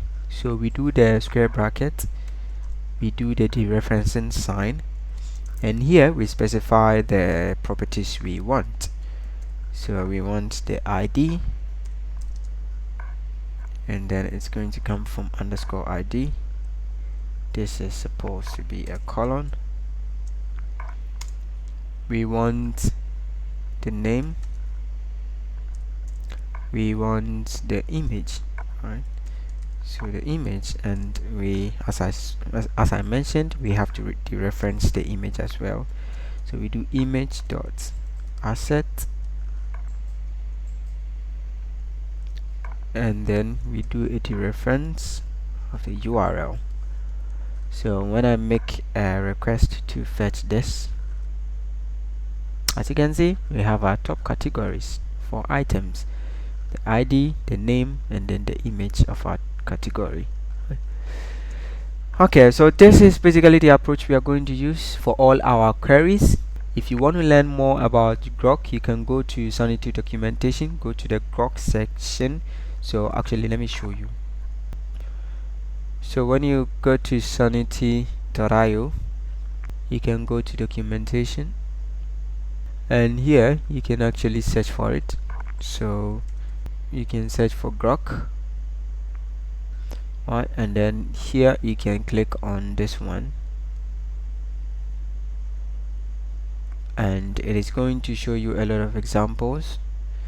So we have how queries work. Alright, so you can actually read about it, and then we also have the cheat sheet here as well, so you can have a lot of examples. You can try yourself. It also shows you where you can find the playground, using the vision plugin, right? And that is basically what we are doing, right? So yeah, you can actually read about Groq, and or also watch my tutorial on Groq. So once we know how we are going to be writing our queries, let's go back to our code. Let's start fetching real data into our app. So here I go to app, I go to user, and then on our home page we are going to this, where we are going to get all the featured items. Alright, so as you see, we have top categories, featured products, and is most selling product, best deals, trending products. So this is where we are going to fetch the featured items. So here, and because this is a server-side component, it makes it very easy. So first of all, I'm going to say constant get featured items, and most of the time I like to add async to all my asynchronous functions. Right, so you're going to be seeing me add async to all my functions that are making server fetch. Alright, so get featured items async. This is going to be an arrow function, and here I'm going to say return. I'm going to use client that I created. So So I need to import it from utils, and I do clients dot fetch, and here is where I have to add my query. This is where I have to add my Groq query. So as you can see here, it is going to be a string Groq query to perform. So if I write my query here, I can just copy the same thing, and then I come and then I paste it inside here. But when I paste it, I have to make sure I add Groq like this, and I'm importing from Next Sanity. I add it like this in front of it, and this is supposed to be template strings, not actual strings.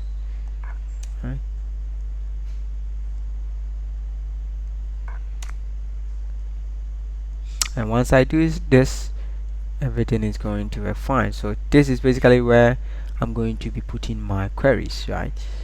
So with this one, I'm going to fetch the featured items. So I'm going to copy the query for that and then paste it up here,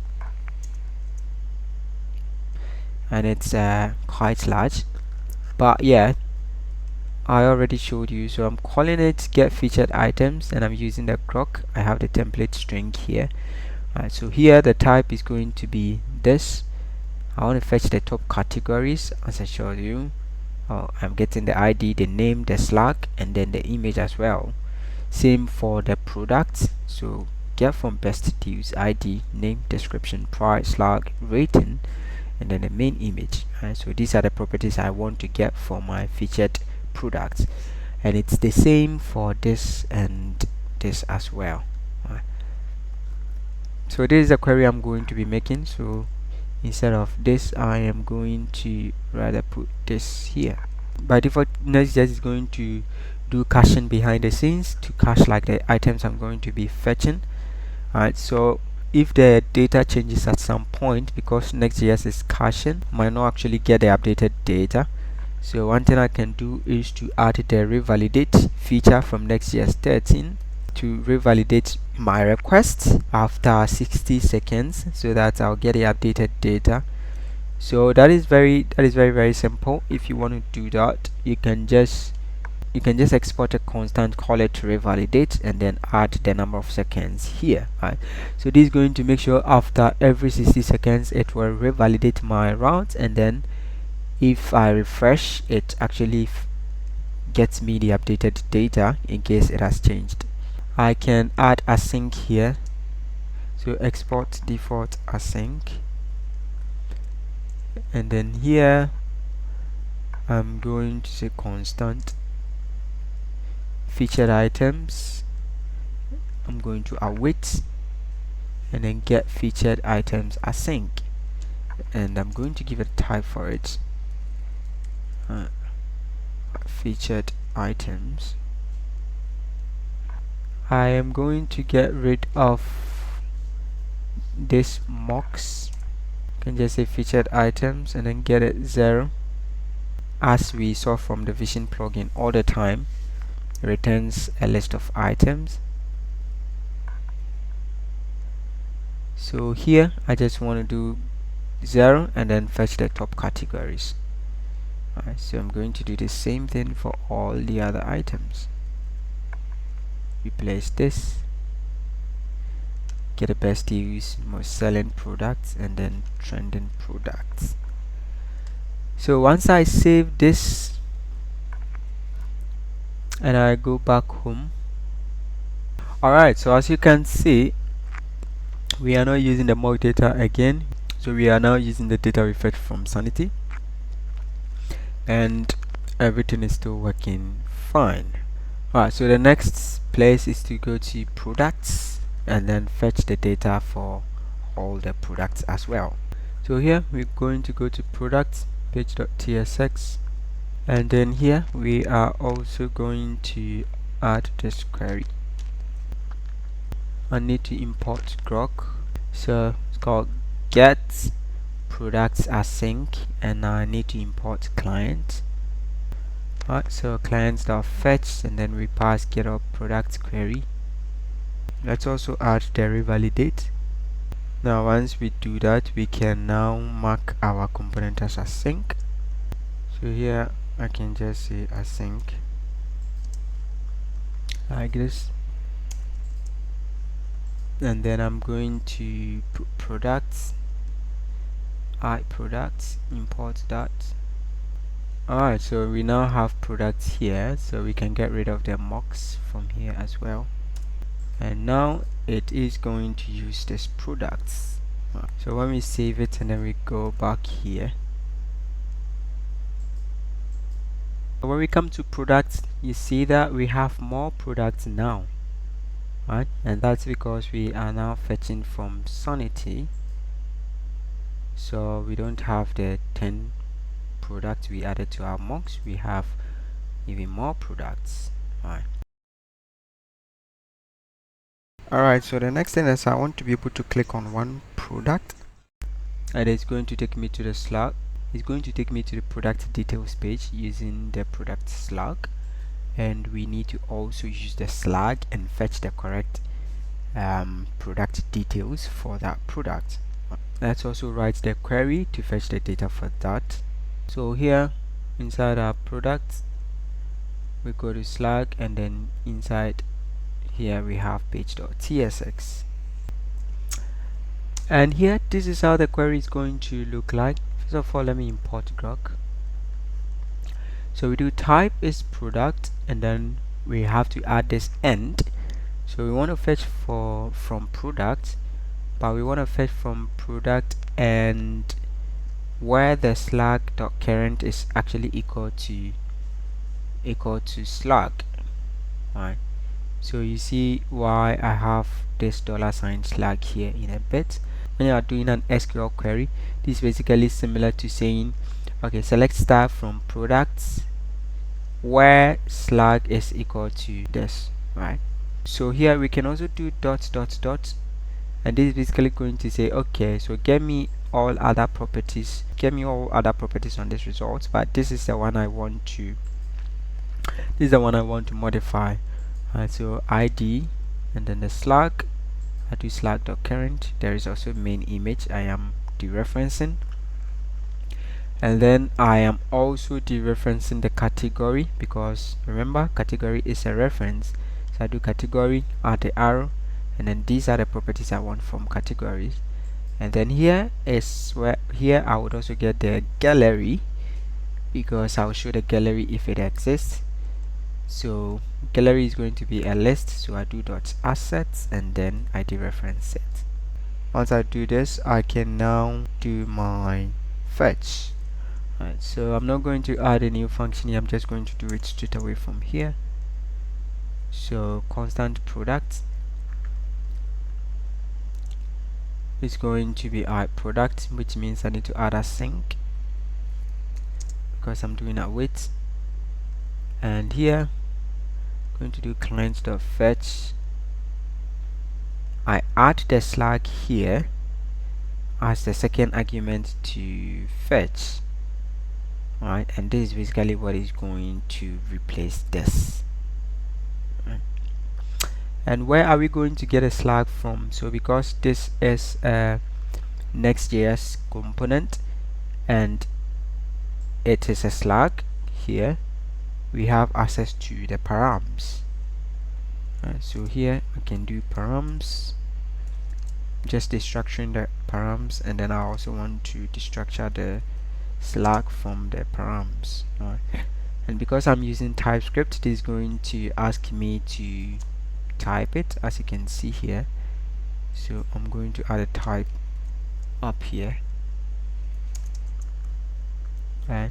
And this is basically going to say props, there is a params, and then there is a slug, and I will add that type here. And once I do this, this is supposed to be fine. And here, instead of using this, I will replace it with the product. Right. So based on the slug, we get a slug. This is a Next.js thing. we get a slug and then we add a slug here, and it's going to replace the slug with this, and based on the slug from the product we fetch the details for it, right? So once I save this, now we should be able to click on one item and then see the details for that item. So when we click on this, we have the details for that product, right? Okay, so this is working fine. We are going to do the same thing for our categories and then a single category as well, right?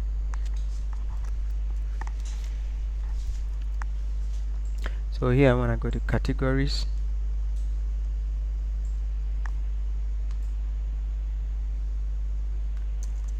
I can put that here, import client, import Groq, and in here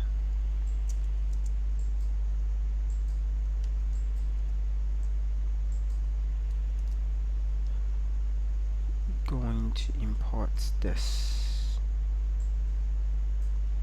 and I need to do a sync.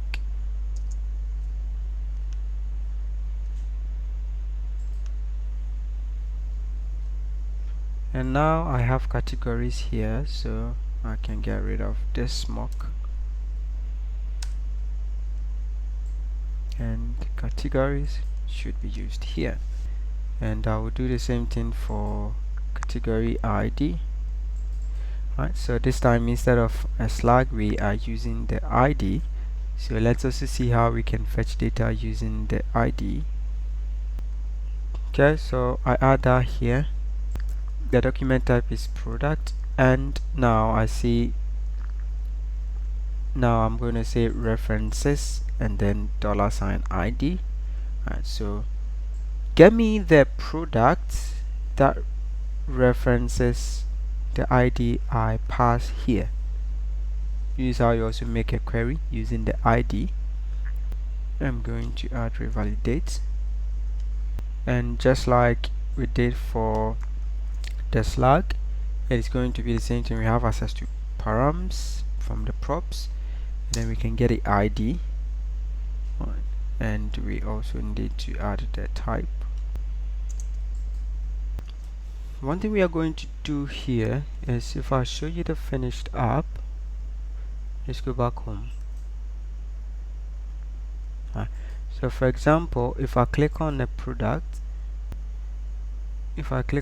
like this, you see it takes a bit of time before it actually fetches the product. But if I go here and I try to choose a category, you see it is actually quite faster than when I choose a product. So let's go back here. I'll try and choose a category like this. Let's go back again. I'm going to choose a category from here. Alright, so this fetches quite faster than when I actually click on a product. This is because I am generating statically in Next.js.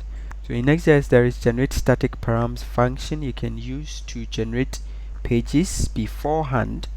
Because I know my categories are a few, just about 7 of them, I can just generate the pages for like each of my categories, so that it will fetch the items under the categories beforehand. Right, so right on the build it will generate those static pages, and then when I click on it, it is not going to make a server fetch again, a server call again. It's going to use the generated page and then render it on the screen, which makes it very very fast. Right, if I go back to VS Code here, because this is a Next.js page, I can add the generate static params function. So down here I can say export, and it's going to be async, because I'm going to do a fetch inside here instead. So I say async, and I'm going to do function and the function is called generate static params. And here I'm going to have a simple query here. So here it is going to say category, the type is going to be category, and then I want to get an ID, so just the ID. Right. And I'm going to do a fetch. So categories, and then I do client.fetch, pass the query, and this is going to return a list of all the IDs of the categories I have, because that's the only thing I'm filtering here. So here what I can do is I can just say return and then categories dot map category, and then here we do ID, just say category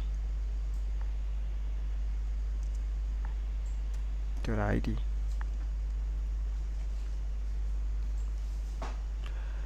Alright, so this is going to return all the ID. It's going to map through the result we are going to get from the query,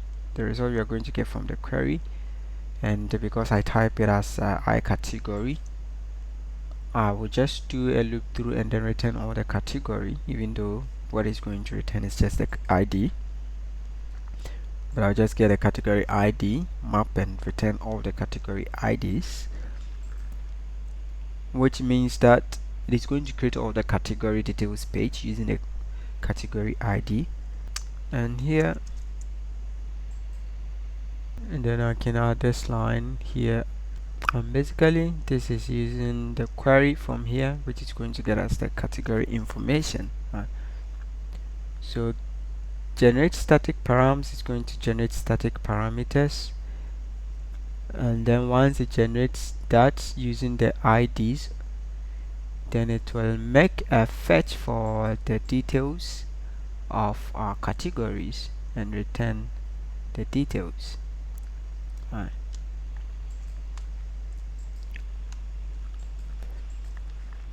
Alright, so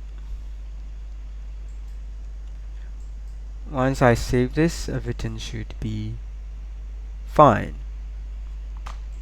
To show you that the static pages will be generated, what I can do is I'm going to open a different terminal here. I'm going to do npm run build, just to build the production code of this. So let's see what happens in the console. So this is creating a production build. So as you can see, this is done building, and here where we have the route, as you can see, categories and then ID, we have all the categories pages built using their IDs. So these are statically generated pages, and there are 4 more here because we basically have 7 categories. So this has been pre-built for us, so we can just navigate to those pages without having to make another server request again, right? And that is very cool. So let's actually try and run and see the difference between going to that page and going to maybe a product details page. So I can do npm run start to start the production build locally. Alright, so I'm now running the production build, and here if I try to click on a product, you see it takes a bit of time before it actually goes here. But if I go to categories and I try to click on one category using the ID, just like that, we see the category. Example, if I click on one of these, very fast, very fast. Alright, the response is very fast. That is also how to generate static pages in Next.js.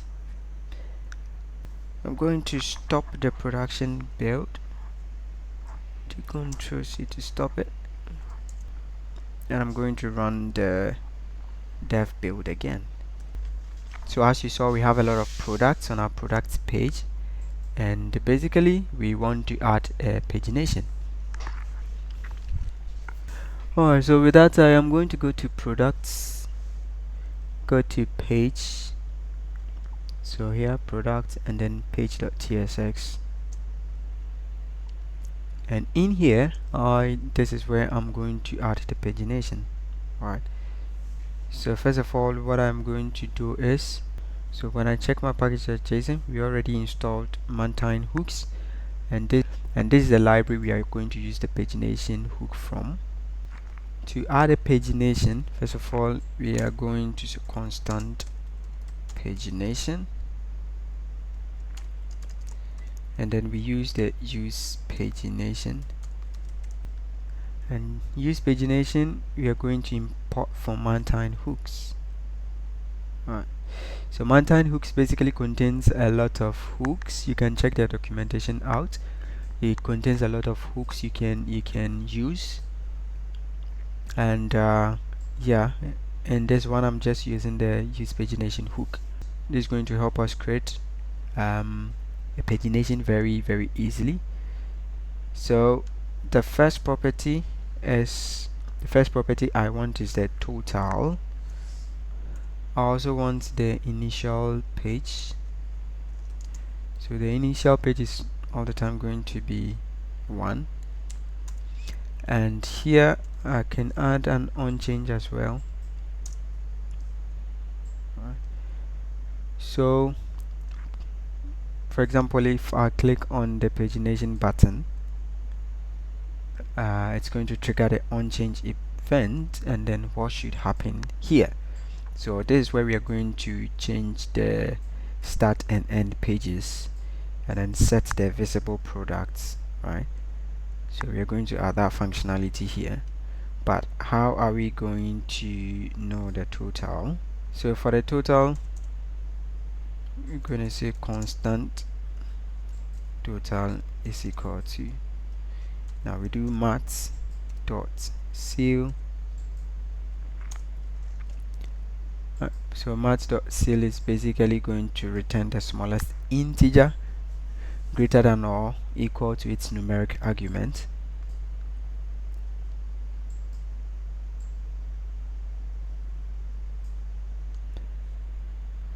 And then here we do products dot length, and then we are going to divide it by, so here it's supposed to be total, not, and here we are going to divide it by the items per page, right? So basically we want to say the total items we want in a page should be the total items we have in our product divided by items.page, right? And I am going to create a constant up here. It's basically going to say constant items per page, and I want 10 items per page, right? So that is basically what I'm going to divide this by. So if I have 20 items in my product, it is going to divide it by 10, and I'm going to basically have 2. So my total pages are going to be 2 pages. If I have 30 pages, I divide it by 10, and I'm going to have 30 divided by 10 is going to be 3. So my total page is going to be 3 pages. So 3 pages, the initial page is going to be 1, and then on change I want to set the start and end pages. So here I'm going to say constant start, and I will have another constant here which is going to be end. So here I'm going to do page -1, and then we multiply it by items per page. and then the end is going to be start plus and then items per page. So here I want to be able to set the products, the actual products I want to show. Alright, so I'm going to use a useState hook to do that. Visible products, set visible products, and then initially it's going to start, I'm going to do products and then slice, start from 0 and then to the 10th item, which is items per page. And after I calculate the start and end, I want to update the set visible products. Do products.slice and then I'll pass the start and then the end. So whenever I click on it, then it's going to calculate the start, calculates the end, and then it's going to set it, and then it's going to show the list of items from the start and end of Alright, so I just noticed that this is basically not where I want to do the pagination. So this is basically the server component. So where I want to do it is basically the one in the features. So the products here is where I want to basically do that. So let me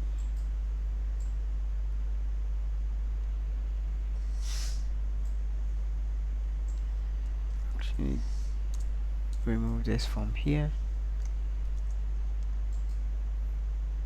and then bring that up here.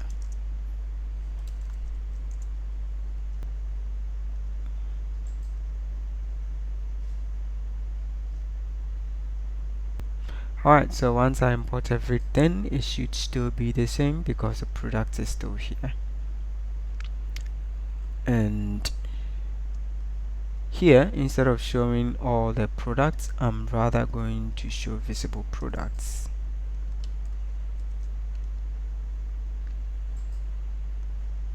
And everything else should be the same. And down here is where I am going to show the buttons. So I'll put a template for that here and I'll explain to you. First of all, I'm checking items per page is greater than products.length because I don't want the pagination buttons to show if, for example, my items per page is supposed to be 10 items, but then I have only 9 products. I don't want any pagination button to show, right? So the pagination buttons are only going to show when I have more than 10 products because I want to display 10 products on a page. So if it is less than 10, then it should display all of them without any pagination button. So that is what I am checking here. I'm just using a flex just to display the buttons. So I'm using this dot.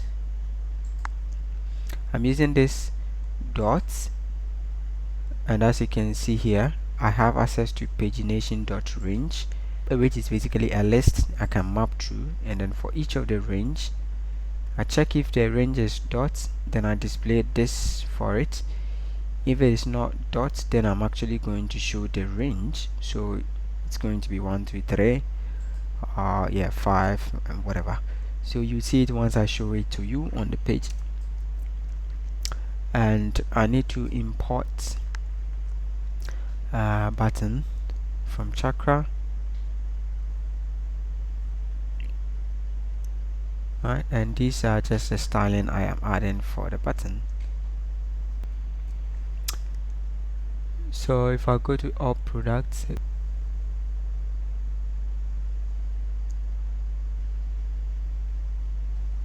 alright, so as you can see here, our pagination buttons are showing. If I click on this, it moves to the next page. If I click on this, then it moves to the last page. Right, so we have 3 pages,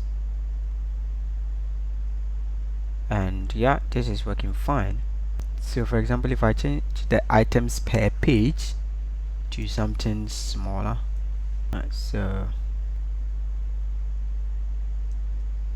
So let me just say I make it 4 and I save it. Alright, so as you can see here, it shows 4 items and I have 7 pages. I can go through them. Alright, so for example, if I have like more pages, let's say about 20 or 15 pages, that's where you're going to be seeing the dots here. So maybe it's going to say from 1 to 6 and then dots, then it's going to show maybe last 2 pages, right? Yeah, so that is what I'm using the dot for, in case I have like more pages.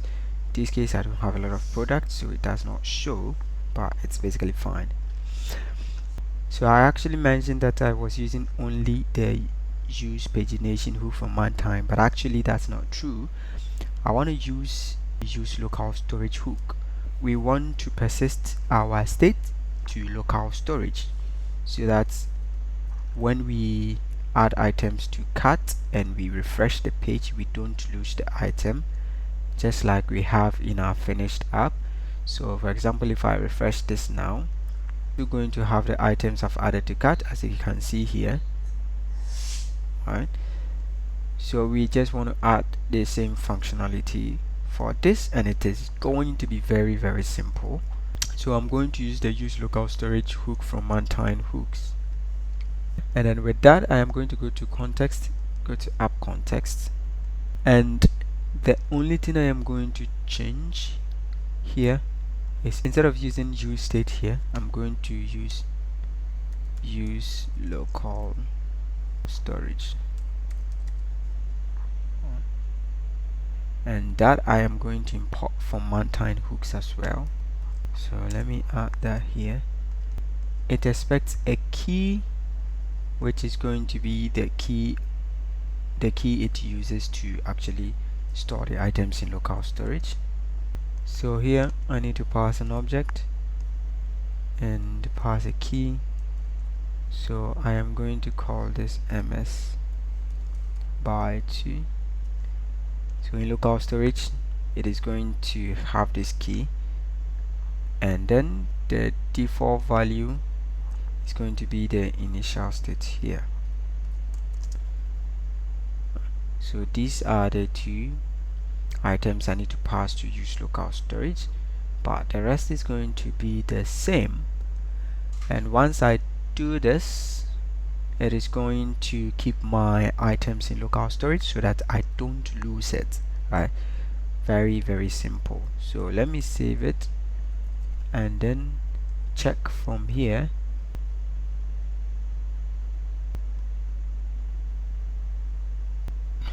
So once I open the DevTools, I can go to, and then when I check local storage, alright, so as you can see here, we have an item added, and from here you see ms by 2 as the key, and then this is the state. Alright, so we have the item in local storage. So even if we refresh the page, once it's done refreshing, the item is still there, it's not lost, right? Yeah, so that means the only thing left to implement in our application is the search feature. So yeah, we are going to now implement the search feature in our application. So let's review the search feature we are going to create. We're going to create something more like a type ahead, and here when you click on it, you see this drop down here, and this is saying no product found. But if I try to search for something, for example if I type watch, then it's going to make a server fetch, and here it gives me some results in this drop down, and I can choose from here. So when I click on it, it is going to open that product basically here. So here we have the image of the product, the name, and then the category of the product, right? And as you noticed, if I type, it does not make the search right away. It waits when I am done typing, then after some seconds it actually makes the server request.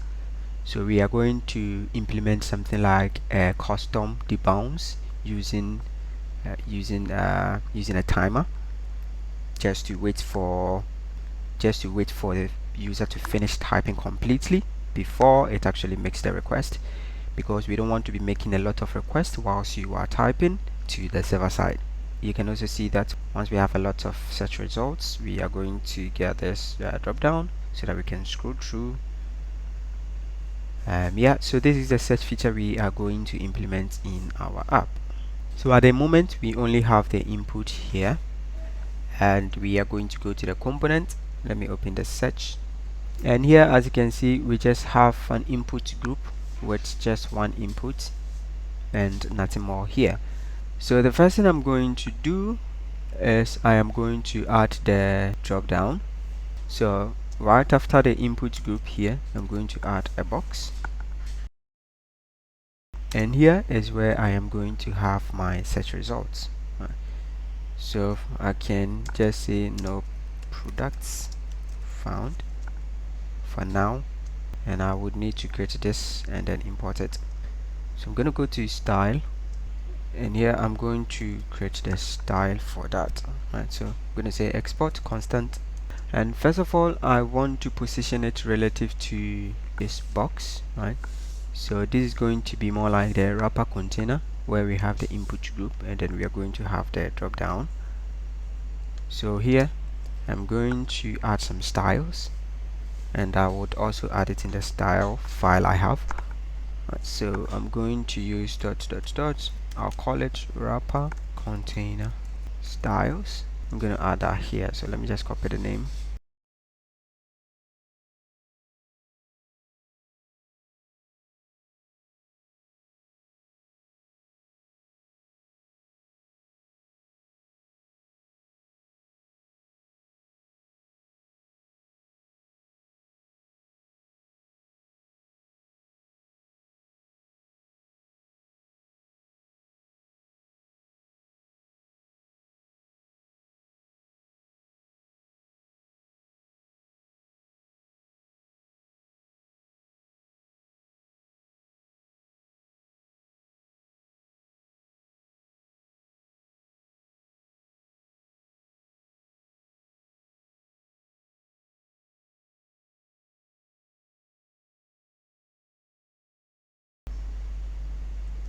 Alright, so as you can see here, as you can see the shadow is not actually showing. So it looks like the styles are not applied yet. So yeah. Alright, so that's because this is supposed to be styles, and I need to add s here. Alright, so as you can see now the styles are applied correctly. And yeah, this is basically how the drop down is going to look like. So the next thing we are going to do is, so when we click inside the input, we want to show this. When we click anywhere outside, we want to close this. Alright, so let's actually see how we can implement that. So I'm going to use a state to do that. So first of all, I am going to do use state. Here I'm going to say is modal open. This is going to check whether the modal is open or not using a boolean. So by default it is going to be false. I'm going to say is modal open. So by default it is supposed to be closed. And on this inputs, I'm also going to use a state to keep track of the input value, and I'm going to call it search text.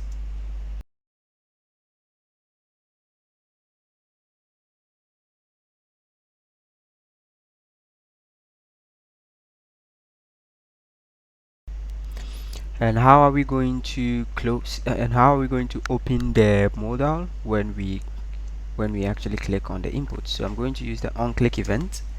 So here I'm going to add onClick, and on onClick what am I going to do? I'm just going to trigger set is modal open. So when I click on it, it is supposed to set that is modal open to true, and we are also going to implement the click outside to set it to false. So for now, let me save this and then let's check if it works. Alright, so by default this is not going to show. As you can see here, it's gone, and once I click here then it shows, but we don't have any way to hide it right now again. So let's now implement the click outside to hide this. So this is only going to show once we click inside the input, as it is doing now, but once we click outside the input then it should hide it. Alright, so first of all we're going to use ref to keep track of the target element where we want to click to show or hide the drop down. So I'm going to create a ref.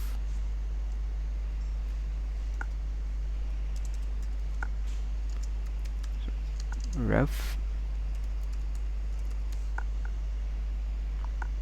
I'm going to use ref, and that is going to come from React. Import that.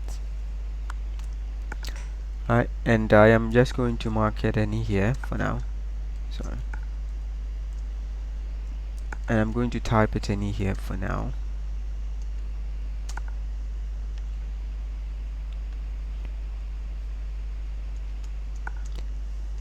And basically this our component is what is going to receive the ref. Right, so once we click outside this component, we want to hide the drop down. We are going to use a hook from Chakra UI, and that hook is basically called use outside click. So if I import that from here,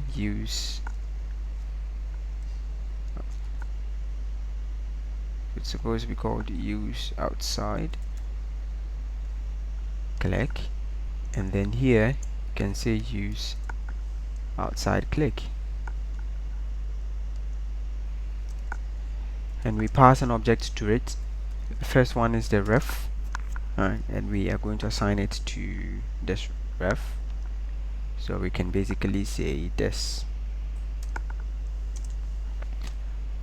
and we need to pass a handler. So when we click outside this ref, what should happen? And with a handler, we are going to call a callback. We're going to use a callback function, and here first of all we want to set the modal open to false. Let's keep this for now, and then let's actually test and see if this actually works. So this is very simple to implement. You just use click outside, you pass a reference to it, so the reference is actually going to be the reference element, the target element, which is in this case this box.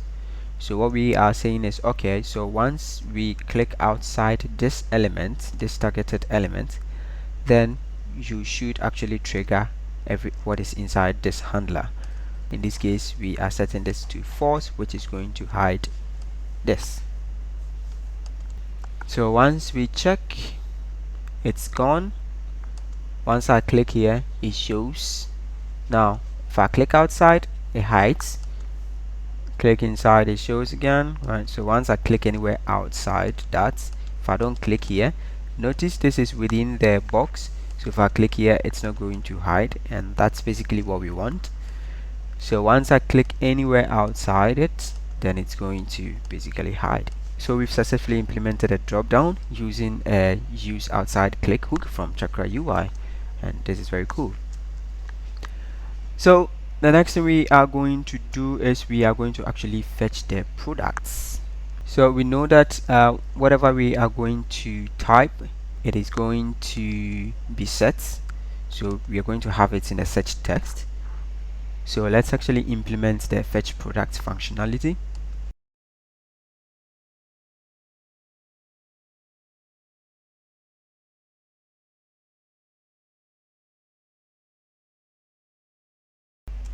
Basically our query is going to be this. So now we are fetching the product, and here we use the end. So we are basically say where name matches the search text, so we are basically going to pass the search text or the description matches the search text, right? So we are basically making a search against the name and then the description.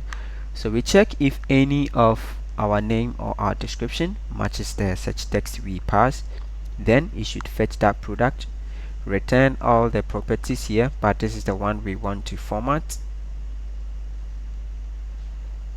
So here the next argument we need to pass, it is going to be an object, and it is basically going to be our search text.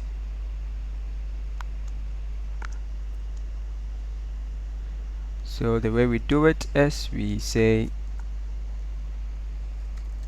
search text, and so when you do this asterisk around any Sanity search query, for example we using the search text, it is basically saying once any word matches the character, once any word matches all the characters in a word or in our search text, then make a fetch for that product.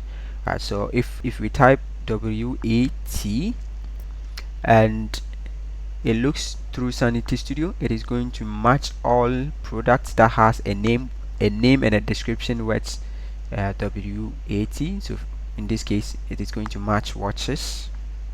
That's what I basically mean. So yeah, this asterisk is making sure it matches like the characters we have in our search text. So here is where we need to pass the search text, and this is going to be from our state, so we need to make sure we get that. So this is how we're going to pass our search text, and I need to import this.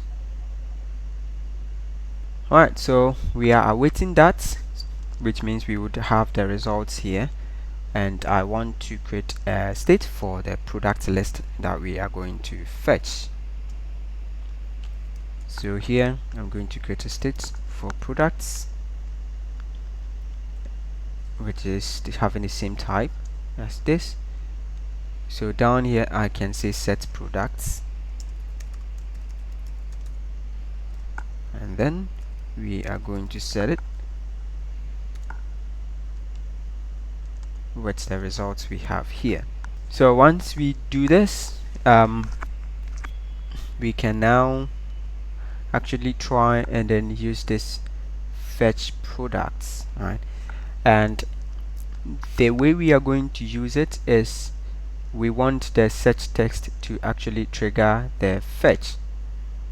So we are going to use a use effect for that. So use effect,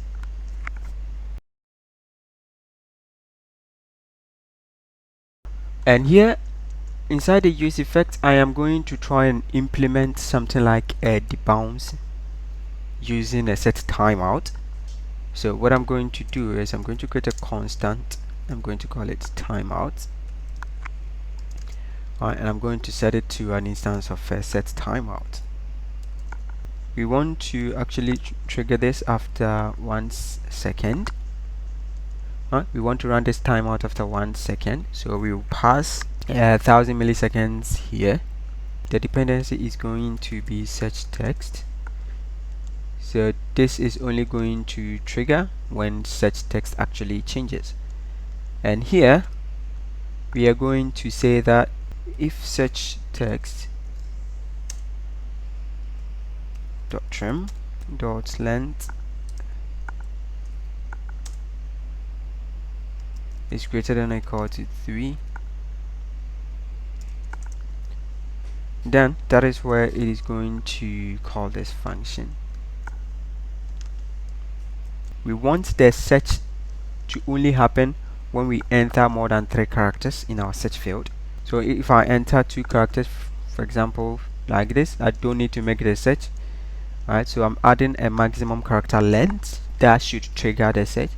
So for example, I should add 1 character before it actually makes the search. So here, because we added the timeout to 1 second, it is going to make sure that once the user keeps on typing, it doesn't make the request unless the user has stopped typing, and then after 1 second it makes the request, right? So once I continue to type, I stop and it's not after 1 second and I continue to type, it shouldn't actually make the search, right? So we are going to add the clear timeout in the cleanup function here, right? So as you can see from the suggestion here, so we are doing a cleanup, clear timeout, and then we pass the timeout here, and this is basically going to make sure that once this 1 second is not up, it is going to clean up the timeout so that it actually starts again once we continue to type. So once I save it and I wait for this to compile and refresh the browser, and I try to enter something, so I enter 2 characters, it doesn't trigger any search. But once we go to the dev tools,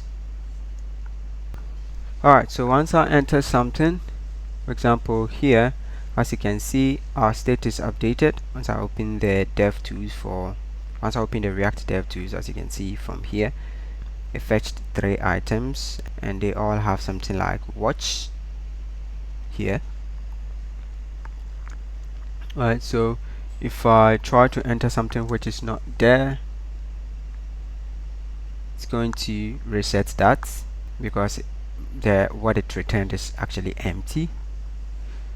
So yeah, it's actually making the request. If I try to enter 2 characters, it does not make any fetch. So like this, it does not make any fetch. But once I add another character like T, then it actually makes some fetch and then fetches some results. So we see that our state is actually updating based on that. So let's actually also clear the product from here when we actually click outside. So we are going to do set product and pass an empty array to it so that it will clear it. Once we do that, we can now actually display the results here. So here where we have no product found, so we can actually put the content here. So we can do products.length is equal to 0. So if it is equal to 0, then we do no product found. So I'll use a fragment.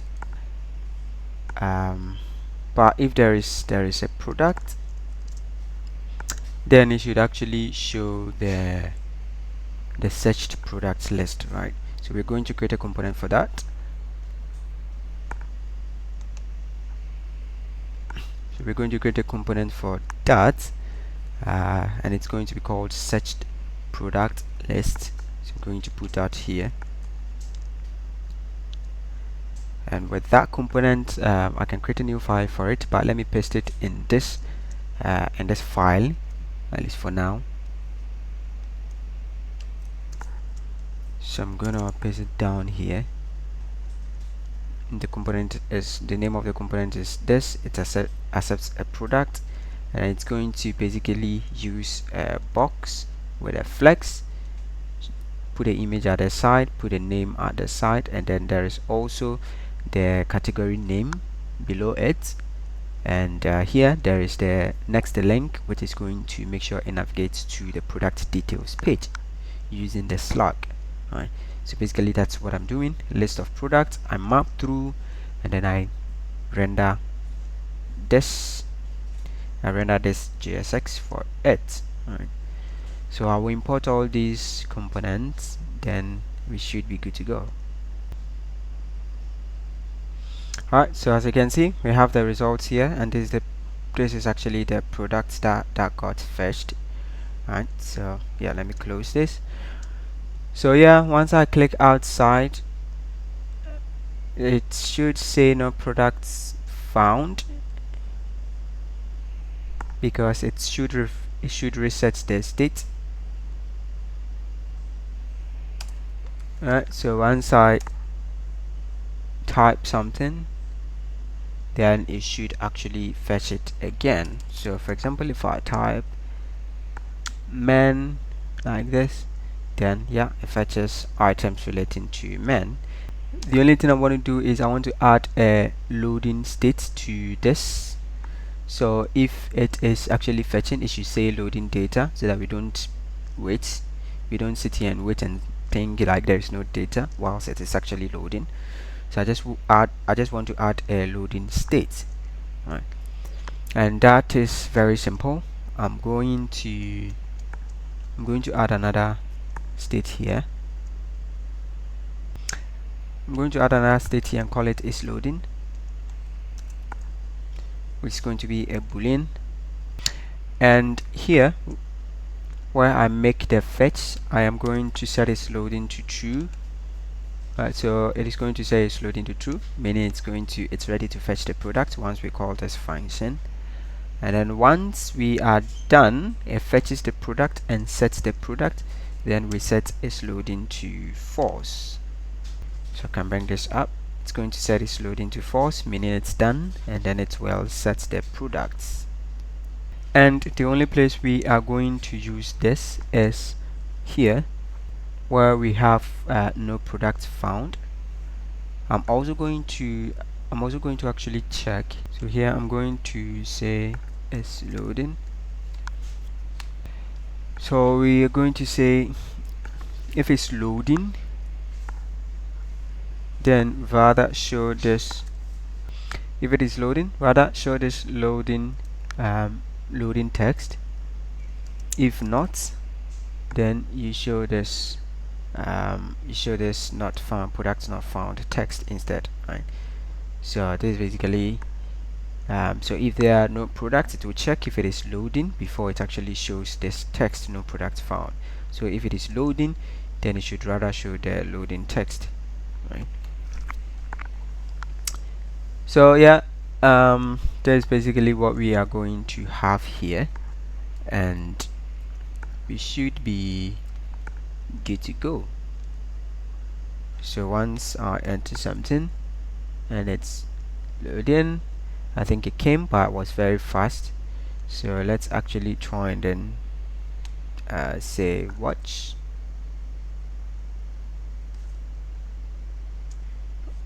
Alright, so let's actually try and say watch. We see the loading, it came very fast and then it goes. And so if we say man, it fetches for man. Alright, so yeah, that is basically our search functionality done. Alright, so on the subject of loading, to wrap up this project, the last thing we are going to do is, with the introduction of Next.js 13, there is also a loading component you can have with your server components. Alright, so if I go back to the code here, all the pages that are making server requests, like our home page, our products page, our categories page, we can have a loading component for them, so that once they are making the fetch, it rather displays the loading component instead of showing a blank screen. And the way we do it in Next.js 13 is very simple. So what you need to do is you create a file called loading, and basically you put your JSX there. Let me just do it for all the pages we are making server requests in. So I'm going to start from the home page, which is basically this, in the root of our user folder. So here I am going to add loading.tsx, and once I add this loading.tsx, once Next.js sees this file and we are making a server request, it is going to display like the things we have in this component, and then once the data is ready, then it shows the page, right? I'm going to create a loading component, one loading component in my components folder here, and I'm going to use for all the loading components I'm going to have for my pages, right? So it's going to be a simple component like this, and here I am going to create a loading component which is going to be imported from components. So let me actually create that component. Alright, so here I have the loading component, I have the loading folder, and inside here it's a very simple component. I just have an image which is showing this GIF. It is basically a loading cat. Alright, and I have some Auth, and I have a width and height set for it. So basically this is a GIF and it's a cat. It's more like a cat moving, so you'd see how it looks like. So once I save this, the import here should be resolved, and once I save it and this finish compiling. Alright, so as you can see, the loading spinner came for a short time and then it went away. Alright, so if I try and then refresh this again, as you can see here, it shows and then the loading text, and then once the data is ready, it shows the page. Right, so this is very simple to do. Yeah, just as a small assignment for you, I am going to go ahead and add it to all the other pages, but I want you to try it yourself. Just add the loading component for all the other pages that are making server-side requests. So with that in place, our application is done. We are basically done with the application. We've added all the features we want to add. This has been a very long journey with you, so hopefully it actually helped you. So yeah, I mean, feel free, go ahead and then give it a try and then add payment integration. Go ahead and add maybe user account creation, so that you can actually purchase real products from the website.